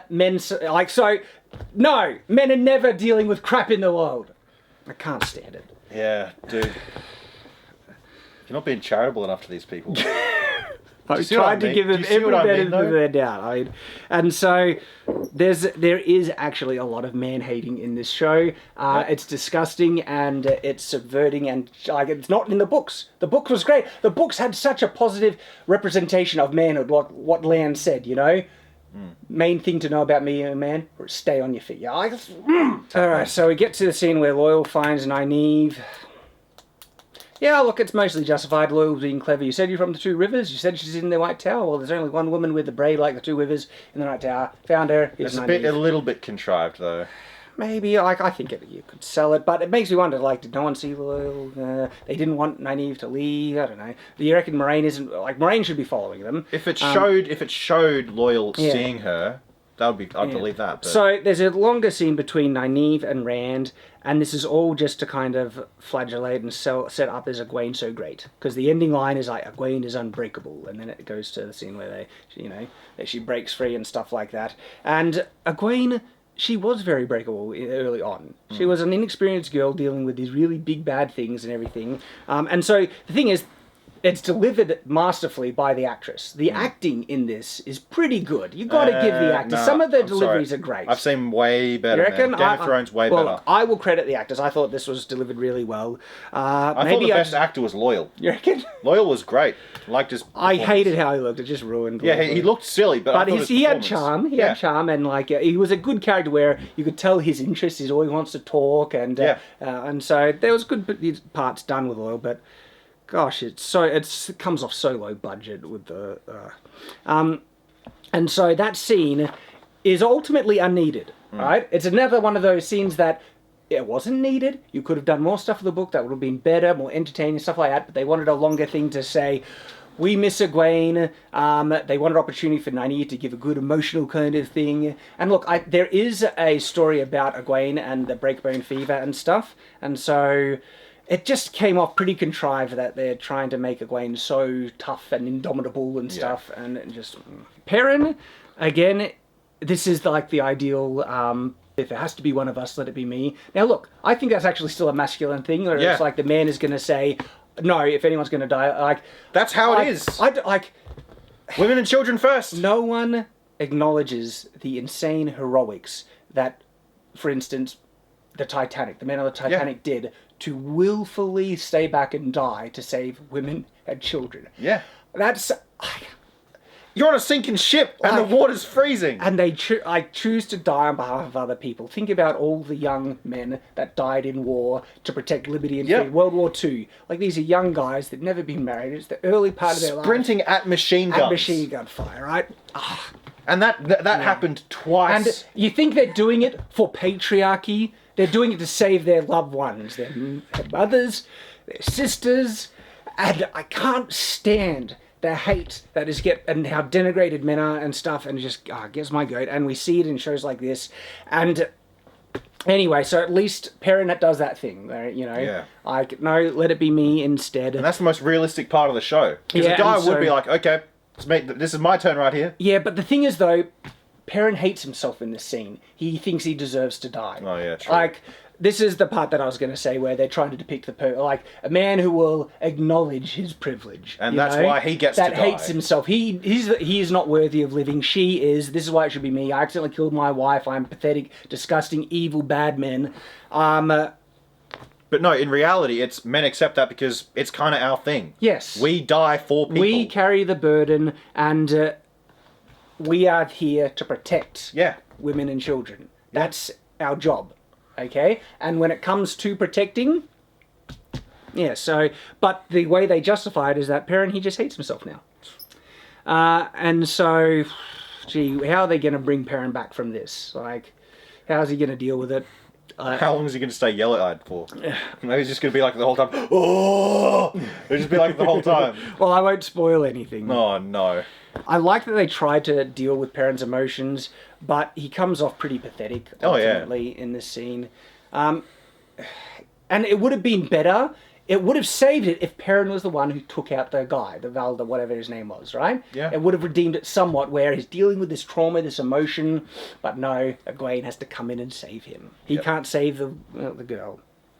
Can't give the masculine guy the win for trying to protect... You know, men can't have one thing. They can't let him fill the classic role of a masculine hero. Anyway, and it would have redeemed, because without doing that, now Perrin looks like a tag along. He's weak. He hates himself. Egwene is kind of saving the day, and I don't mind it if you can have weak men, you can have weak women characters, okay? But the thing is, Perrin is supposed to be strong. Matt and Rand are supposed to be strong, but they have belittled and made these characters pathetic, cowardly. There's another scene with Leandra, and I think we've already covered that. But they do acknowledge that big channeling explosion, they actually say that was her first time channeling. Oh, that was her first time. What about when she was making the potions? No, she... Even though you touch the source when you're younger and you're going, you're just starting to develop. So this is way too old for Nynaeve to be touching it for the first time. But, they don't care. And it doesn't make sense that she can do it. So, because it could have made sense if she had some pre-practice with healing and then the emotion pushed her to that crazy level. She is powerful. But now this is her very first time, and it's all multiple healing people instinctually without any training. From life-threatening wounds like that. I like that they introduced the Forsaken, yet they introduce it in a way that they're worshipping them. Who was the Forsaken? So, remember their little statues? He's making these he's trying to ward off this Forsaken, and he has statues of the actual Forsaken. This is like trying to ward off the devil by having a statue of the devil in front of you. Wait, when does he have this? This is the warder, the sad warder. He's in his room, and he's making the prayers, and you see those wooden statues. I must have missed it. But no, they have wooden statues of the Forsaken. This feels so dumb and contrary to the lore. This is like... These are like the highest servants of the devil, okay? And having statues of them is more of a sign that you're a friggin' dark friend. So, they have... It's like they're trying to worship the Forsaken. This is really bad. Like the book lore would never have anything like that. Really makes you think. Hero in the show worshipping demons? I like that they were trying to introduce the Forsaken, but this is a really bad way to do it in regards to book lore and how people do it. And usually, historically, when you're trying to ward off evil, you have something of the polar opposite. Yes. Like, they would, historically, they'd have a statue of a saint or a cross or something that... Well, no, to be fair, Catholics use a cross. It's a bit odd. But at least it represents Christ. So they, like, from the perspective of people, that's a ward of good, of righteousness. And so... using a symbol, like a thing that literally represents and is a depiction of the evil to ward off that evil, it's more like inviting the evil in. It's literally like trying to ward off the devil with a statue of the devil. Alana and Moraine, there's a scene with them together. It's not huge in terms of thing, but it is weird because... Alana is trying to get Moraine to challenge the Amelin seat. She's powerful enough. Look, just book lore, that's against, like, a green would never want a blue as the Amelin seat. They would want a green on the Amelin seat. And so, also, it doesn't make sense because things happen in the book where... I won't really mention. But overall, it's a bit weird. Doesn't make sense. And then we get to the burial scene. Lan wakes up. Oh, sorry, there's the scene about saying, hey, I could be gay and stuff. We've already covered that. What if I just gay, though? Yeah, it's like, they can't just be a regular straight person who would be like, the standard normal reaction of a straight guy. Even the thought is like, no! Yeah. You know what'd be funny? If Lan's just like, so, like, you're going to join the other person, you're going to be gay now? Like, if he said, ugh! No! That would be... I'd rather kill myself! See, that would be an honest, straight person's reaction, but it would be so homophobic. How dare you actually... Oh. But, of course... Instead, guess I'll gay now. Gay people can show revulsion about the idea of kissing a woman, but straight men, they can't show any revulsion about being gay. There's like, you might enjoy it. I can't stand it. First time for everything. It's not like eating, like, vanilla bean ice cream, okay? It's not like having green tea. You're taking an end in another end that it's not meant, So, and I was thinking though? What? And this would have been perfect, if he was, like, stayed as warder for Nynaeve. It would mess up story though. This is why the interjection, the forced story of this guy is just, is he not in the book? Well, he might, I can't even remember but there's no prominent character like this. Like, it's not, like I said, it's not in the book. This is all interjected bullcrap. And it gets me so angry whenever I think about this thing. We had to cut things because we didn't have so much time. That is such bullcrap now. It is contradicted 100%. No, because you've actually put in new crap. Yeah. That could have been great book stuff. They cut the heart out and just stuffed it into essence. That's my... Gosh. And so then Lan gets drugged, like... The guy couldn't have just snuck out. Well, waters are pretty alert. Maybe Lan would have noticed. Maybe he was on suicide watch and, he got drugged and knocked out. Then the guy goes and kills himself. And look, waters, usually they go out in a blaze of glory, fighting into death. But no, let's just do an impotent suicide thing. And then we get straight to the burial scene, and it is just a absolute assassination of Lan's character. Just cringe. Like, completely contrary, like opposite of lines Lan has said in the books. Now the thing is, I guess people might enjoy it if they don't know anything, but still, it is a pretty weak betrayal of the warrior, strong stoic. They want to say, see, even strong warriors, that you should cry. Crying is great. Embrace crying. No, look, I cry. You saw me even tear up in this episode. Yeah. Sometimes it's appropriate, and sometimes it's not. Sometimes you need to be strong. Now, as a warder, they are like strength incarnate. Like they're the guys. Their job is to kill people. Right? And so, like, there is one rule above all others for being a man. Whatever comes, face it on your feet. No, get on your knees and cry. Knees. Rip your shirt and twist your nipples and scream. And cluck like a chicken. And bow before a woman if she enters the room. And, like, Lan's line in New Spring where it's just like, this has happened, you can't deal with it, say a prayer for the dead, and ride on. No. No. Now just scream! Piss your pants, maybe? My nipples are so sore! Oh, man. No, at that scene I literally cringed. I was like, why is he screaming? Wouldn't he have... If he had screamed as soon as he found the body, like, that would... Now- if he broke down to that scene, that would have been cool. But no, he waited this whole See, time. I could imagine a character doing it. Yeah. Not Lan. Not Lan? Not Lan. Okay. Well, it's just that he waited that whole time and then just did it 5 times. For nothing. It's just so unnatural. Yeah, and look, obviously guys cry, I've already acknowledged it, okay, but I know people will say, these guys are such misogynists, they're saying men should never cry. So no, it's a good time and a place. And sometimes, look, you can have more emotional men, okay? I'm saying this doesn't suit Lan or the water archetype, okay? That's what I'm saying. And it was very cringe as well, and it's... There's only 3 times a man should cry. Right? Birth of their child, death of a parent, or watching the last Lord of the Rings Well, see, movie. because I'm actually a more emotional guy. I will tear Yeah. up about things that really touch my heart and are important. Like, you know, when I think about the sacrifice people have done historically, especially great heroic things, you know, like when mothers go nuts and protect their children, the mother bear things, same with fathers sacrificing to protect their children, stuff like that. Those are things that really can tug on my heartstrings and I'll tear up. You're a decent guy. I'm jaded beyond belief. I have a heart of coal.